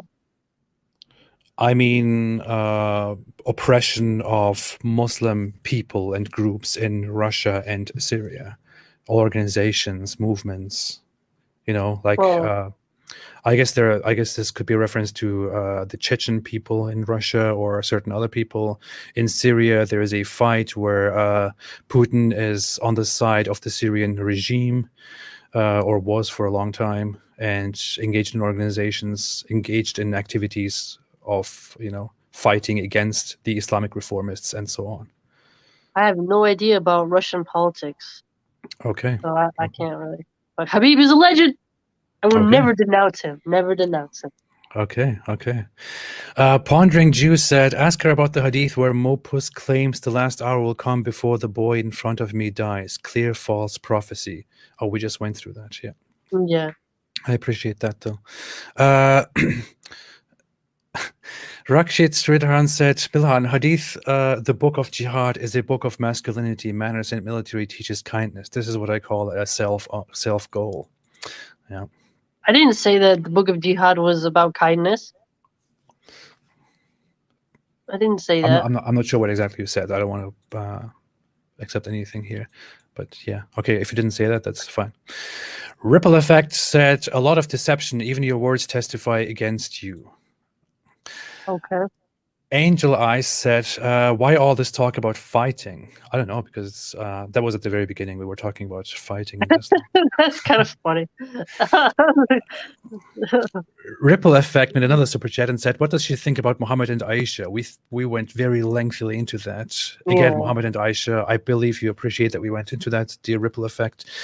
Mr. Monster made a super chat and said, why is Islam more true than my other ancestral religions? Norse heathenism, Native American spiritualism, Ashkenazi Judaism, either all are true or not.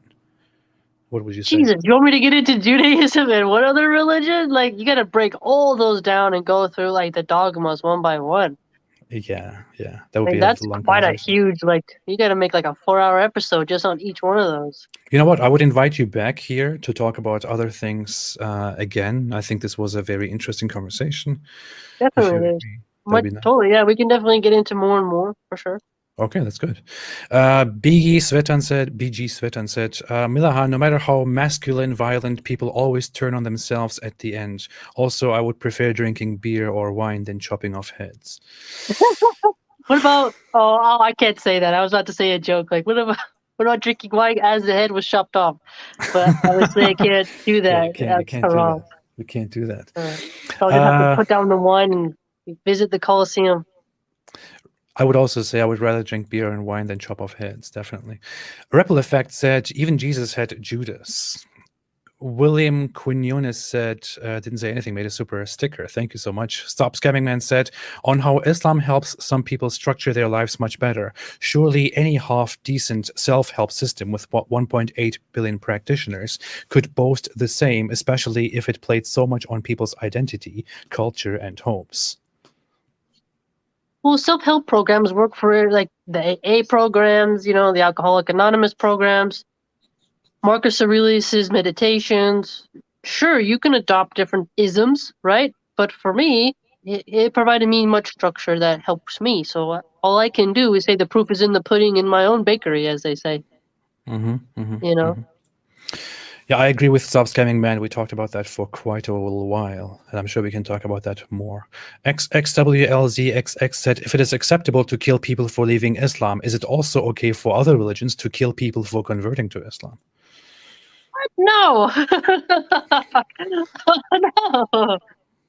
Well, I mean, technically, that's kind of like old Templar personality, maybe, right?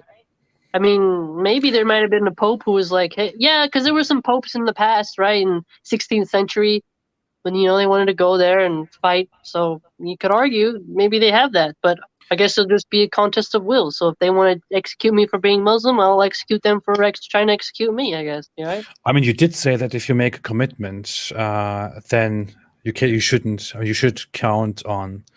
If you leave it, then you will bear the consequences of it. So you shouldn't be objecting to others applying the same rule to people who convert to Islam, like yourself, right? Well, but Islam doesn't say I have to execute somebody because they chose Christianity, though, right? It says for leaving Islam. But entering versus leaving is different. Leaving is like, okay, but entering? But I mean, people do that already in a way. I mean, if you leave Islam and become a Christian, if you convert from Islam to Christianity, then you deserve the death penalty according to the Islamic laws. Yeah, but I wouldn't want them to execute me for becoming a Muslim, like what the communists want to do.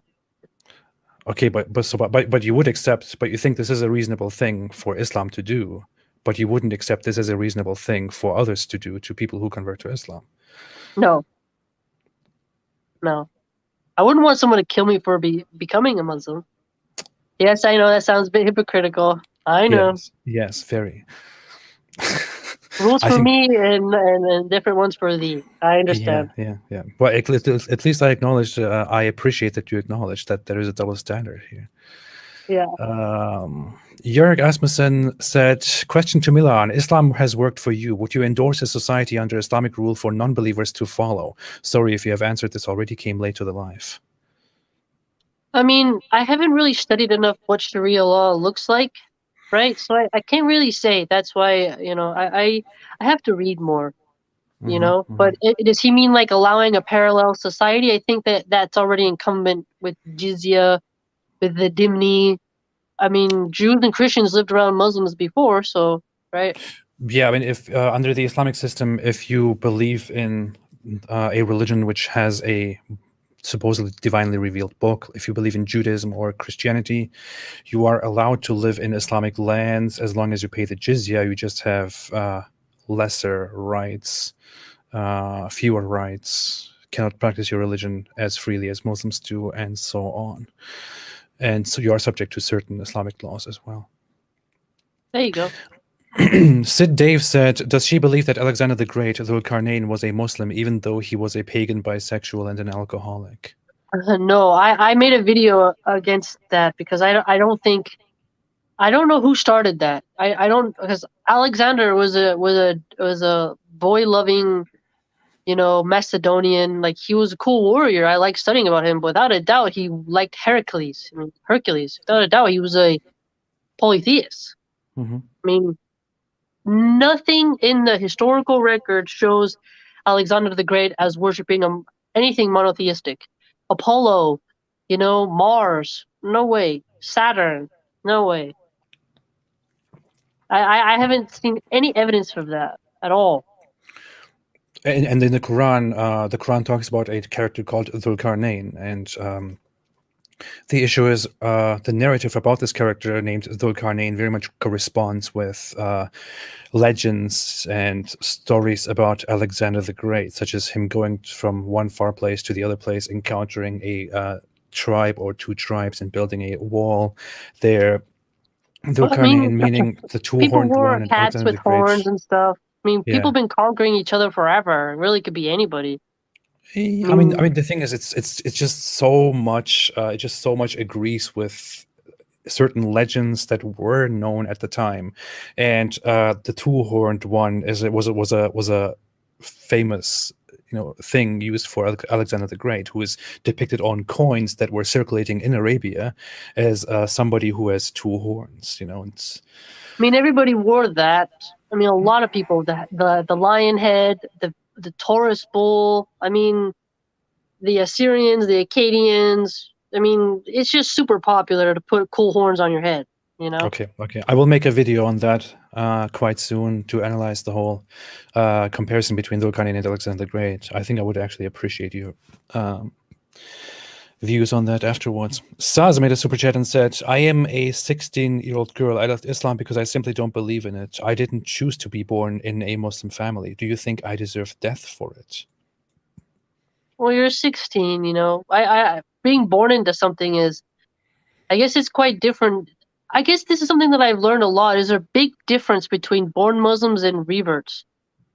This is something that I think is very different. I don't really know how to deal with it because it's something I've thought about myself. Mm-hmm. There is a big difference in the mentality of people who were born Muslim because of their parents and those who chose it because of this strong compulsion. Mm-hmm. So, like I said earlier, I'm not going to be the one to carry out the sentence, but am I going to get in the way?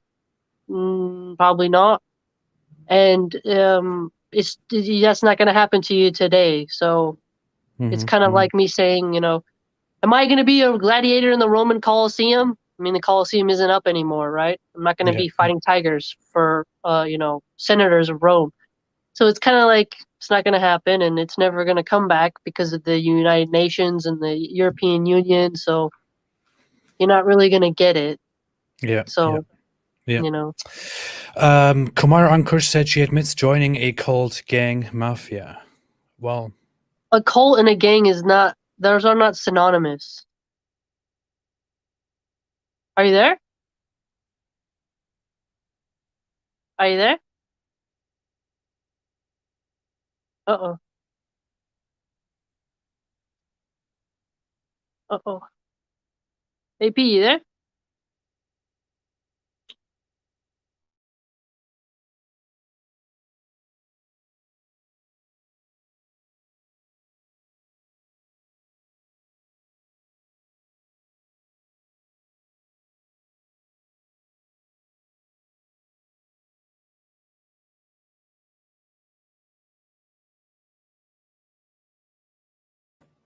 Hello.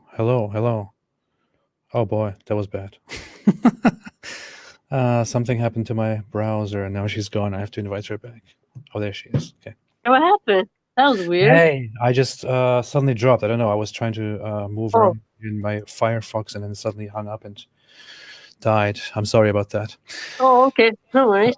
But you were at the super chat of the 16-year-old. That was the last one I heard. I think I was at the cult mafia one or something. Oh, yeah. I was going to say that a cult and the mafia and a gang, they're not synonymous. A cult is very, very different structured in hierarchy than a gang is to a mafia. And as to a cartel or a triad. That's semantics, I know, but they're not interchangeable. I understand. Okay. Demand said, or Demand said, I'm trying to hurry up because I'm supposed to have people come here to fix a few things. Not Okay. sure if I will be able to go through everything, but I will try to. Demand said, ask her why the Islamic Allah was ignorant about the altar, priesthood, and sacrifice that Yahweh established with Moses. Doesn't that prove Allah is not Yahweh? Not sure how much you are familiar with that, but there is a lot of inconsistency between Islamic scripture and biblical tradition in terms of, Allah appearing to Moses, telling him about his name, making covenant, giving him the 10 Commandments, so many other things, inconsistencies between the biblical story of Abraham, the Islamic story of Abraham, and so on. How much are you familiar with these things? I'm not really sure about like. So he's upset that that Muslims don't have like a tabernacle. I don't really get what the point is. Altar, priesthood, and sacrifice that Yahweh established with Moses. I guess So the with the fact that covenant. we Muslims don't use that type of like pour the oil on, sprinkle the blood, or that stuff anymore. Not sure if that is part of the point, but I'm not sure what exactly is being asked, honestly. I think the simplest way is you would say that a new form of worship has been decreed, the way in which the Prophet, peace be upon him, has ordained. I think you would just say you change the rituals now. I guess that's the way you'd answer it, right? Yeah, yeah. Well, I would say that there is a big inconsistency. I'm sure you have seen my debate between me and the Hamza and the others about the Kaaba. Yeah. They still didn't give a satisfying answer to the issue, but yeah. Mr. Krabs said, Milahan, the difference between the French revolutionaries executing people is it was wrong and they changed it. Islam is still wrong and unchanged. What do you say? I mean, revolutionaries will always take a head, so I don't know about that. Yeah, the issue is we wouldn't justify today what we call as part of the French Revolution. There was the what is called the Reign of Terror, where lots of people in power, lots of religious authorities, and all that were brutally executed and killed and all that. And while the revolution is seen as having brought good things, these things are not praised, and they are considered wrong today based on different reasons. Only considered wrong if you're on the losing side. I don't know. I mean, the winning side considers those things wrong as well today. Then I guess they're kind of still losers then. So you don't condemn your brave ones for getting the work done that you couldn't. Yeah, I'm not sure. I mean, the revolution was not necessarily dependent on executing all the religious figures that were executed as part of the revolution. I don't think that was absolutely necessary. So the revolution could have still happened without the terror that ensued from that. Maybe. Yeah. I mean, getting a few necks in the guillotine kind of, gets the people riled up. They paraded the head of one of the princesses around the city in Paris. Yeah. Mm. XXWLZXX said atheism is the state religion in China. If leaving Islam is treason, then would that mean the Uyghurs in China are traitors to the atheist Chinese Republic? That's how they see them, right? I mean, that's why Xi Jinping sees them as a threat to his communistic atheistic rules, that they will submit to God, they won't submit to the state. I think the Chinese position is less about religion, more about identity. I think to them it is simply that the Uyghur Muslim identity conflicts with the Chinese idea that people are supposed to be uniform, brainwashed by the state ideology and in submission to it. The diversity in large numbers is to them a problem, and they want to get rid of that problem. So, and under that idea, they mistreat and oppress people. Now, if oppression is justified based on, making your own society flourish and, getting rid of the harm. Joe Biden made excuses for them. Joe Biden literally said they want to unify China, so I don't want my Muslims to be my fellows to be oppressed, but from their Confucian, Mao Zedong philosophy, they feel they're in the right. Do you think it's justifiable from their perspective? From their perspective, they're going to justify it. I mean, I'll never agree with them, and they're like, because I don't want my fellow Muslims to be oppressed. But communists, have that type of ideology. So for them, it's definitely I see. justified. I see. Johnny Rowland made a super chat. Abraham Siko said, MPC was reading about. Oh, is it Who's MPC? MPC? Who's that? Is it supposed to be MSC? And is it no? Is that MPC? Is that you? Because it's Milan Philosopher's Corner. Is that you? Oh, Okay, yeah. that's the first time I see somebody put my name like that. MPC was reading about Mo and 6-year-old Aisha. She cried because she could relate, but yet she made him her prophet. Also, the same thing she accused Westerners of, she was doing the same about Habib. She lusted after him in open video. Question is... You can't argue with that. I mean, he's right. He is? I did cry in the video I did about Aisha, and I have, overly focused on Habib's in kind of a cringe way, right? So, I mean, he got me on 2 points there. Would you say you were very upset about something regarding Muhammad as his child marriage, but then you simply looked past it and went with Islam anyway? Well, yeah, I think that's what all of us do. Yeah, if we get uncomfortable with it, but we still have to reckon the fact and, press forward. Okay. I love Allah. Like, I understand that there's I think some people said that some people are starting to treat the Prophet, peace be upon him, like how the Christians treat Jesus. But I know that you're not supposed to worship the Prophet because he's just a human. But my connection is to Allah. So I just keep thinking there's no God but Allah, and nothing's going to get in the way of that connection just to Allah. The issue is Islam has treated Muhammad like this from the very beginning. It's nothing new. Muhammad is not a god. He's not a demigod or anything like that. But he is very much treated as a fundamental part of your faith. When you say the Shahada, you acknowledge not only that Allah is the only God, you also acknowledge that Muhammad is his messenger, and you pledge allegiance to him. You are not allowed to question him or to criticize him. The Qur'an commands you not to question or to criticize him and to obey him fully. So the things that he does, he's infallible very much, especially if it comes to something so big, setting an example for marriage. When you now reject something that Muhammad did and describe it as bad and as evil, then you would be considered, very much an apostate by the standards of many of your fellow Muslims. I feel like too many people enjoy doing takfir. They want to kick people out of Islam. They really want it. But for me, they can't, their opinions of or whatever, because I'll decide who my daughter marries doesn't mean that I stop believing in Tawheed, that I stop having the correct aqidah, that I stop worshipping. Like, you see what I'm trying to say? They try to kick people out over everything. Some Muslims online do that. They try to find, I think they're called the Hawarij. I think that's or the Marhalis or something like that. But they try to kick everyone out for any reason all the time. If you don't do this, and I just started realizing, you know what? I just love Allah. I'm going to follow the rules, do what I can, wait till I die, be with my family. That's what I can do. Do you consider it possible that Muhammad did something evil? I don't, because, how do you look at it? Like, when Moses brought, change to Fir'aun, he took away Pharaoh's slaves and crumbled the civilization.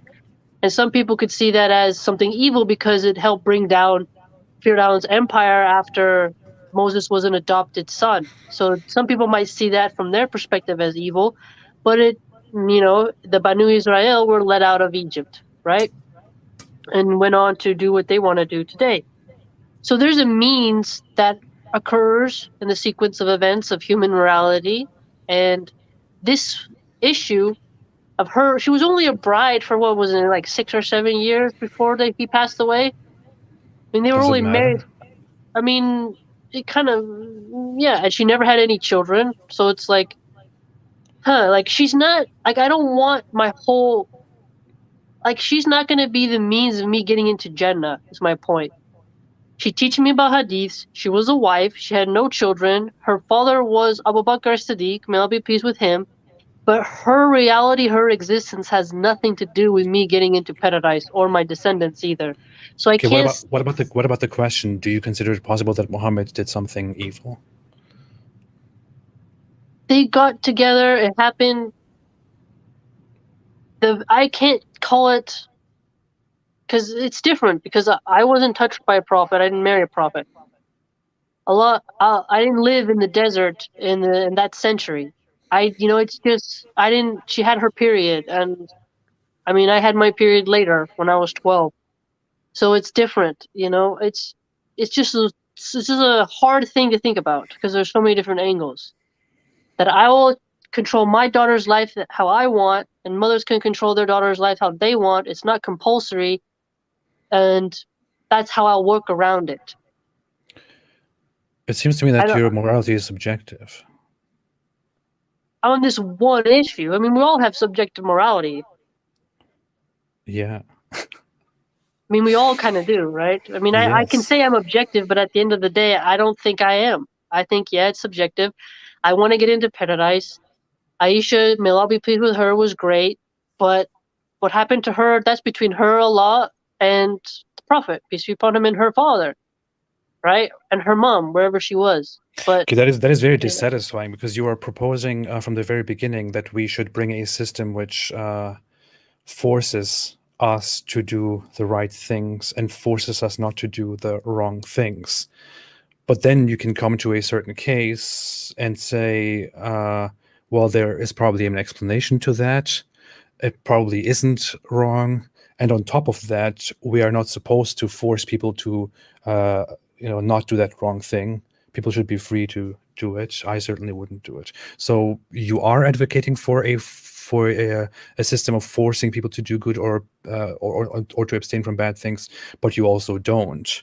You do label certain things as certainly evil and forbidden, but you also don't selectively because Muhammad did it, or it is something that Muhammad did. There is great inconsistency here. I mean, with that issue, I think many mothers who are honest and aren't afraid to talk about it, or fathers, they kind of, how do you get around this issue? I mean, especially it's a very difficult topic. I mean, you can't win. You can't win that topic. I think you can. I think you Uh, can simply by rejecting Muhammad and the thing that he did, and acknowledging that it is not great. the weird part is though, is that I love what the Prophet brought in terms of his laws. I mean, there's so many things I love about the Prophet. This is what's hard. Because you see so many other things, and then you're like, oh, it's very difficult because you given to love the Prophet and you love that he brought you Islam. So it's very hard to explain. The issue is, I can look up at a certain person, and I would certainly disagree that Muhammad brought a lot of great things. But that's just me. Granted that he's somebody who did and brought great things. I can look up to a person and say, hey, this person brought great things and wonderful things. I really love him for that. That doesn't mean I can simply overlook terrible things that he also did. The terrible things don't just go away simply because he happens to also bring some good things. True, but like when Ibrahim was gonna execute his son, I forgave him for that, and there's lessons in that, and I have to love Ibrahim either way. So do Christians. So Allah decrees things that are out of my ability to understand. I have a hard time fixing a tire, let alone understanding why Allah has decreed something for a specific reason within our reality. There's some things I'll never know, and I won't know until the day I die.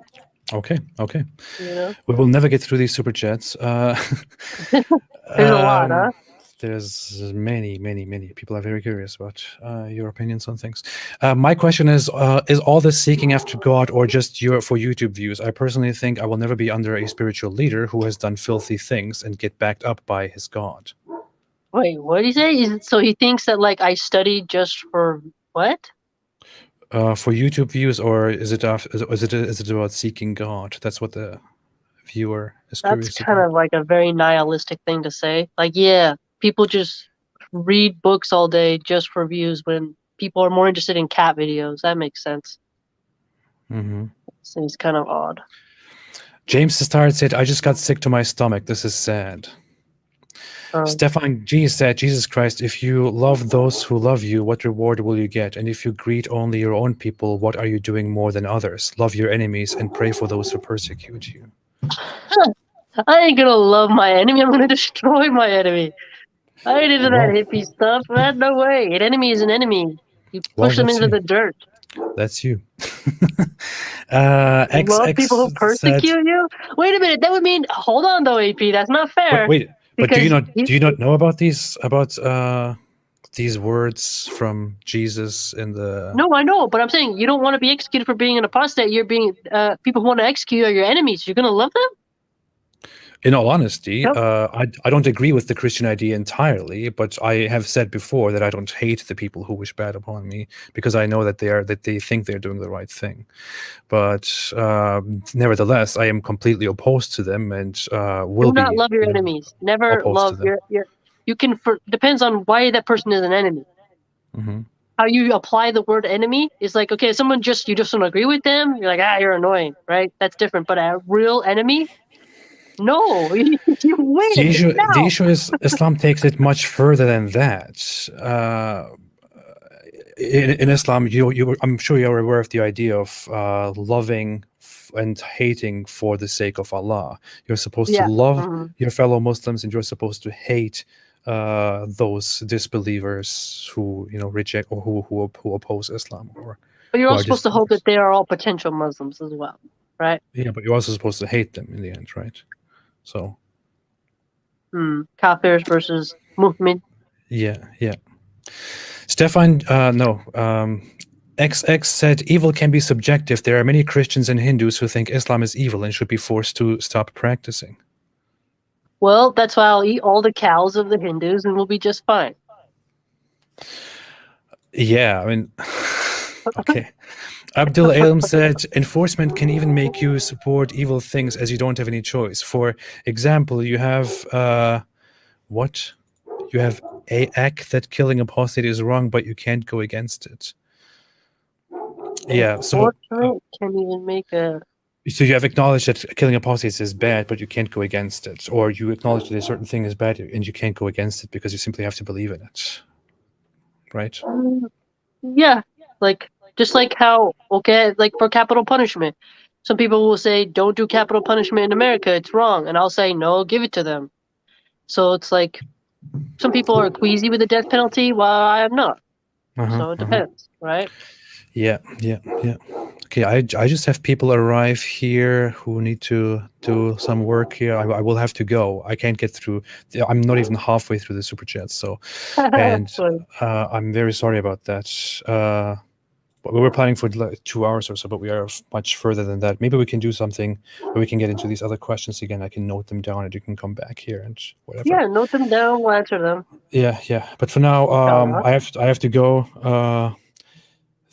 Thanks, everybody. Thank you all so much. Thank you, Milahan. Is there anything else that you want to add before we go?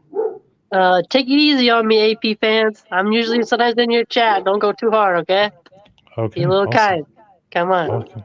I really appreciate that you decided to sit down and have this conversation with me. I mean, of course, we disagree greatly and very harshly on certain matters, but I'm glad that we can at least sit down and talk. So. Yes, thank you for inviting me on, and I'll get you a second or third wife one day. Okay. All right. All right. Thanks, AP. Thanks, everybody. And bye-bye. Stay away from Islam, everyone.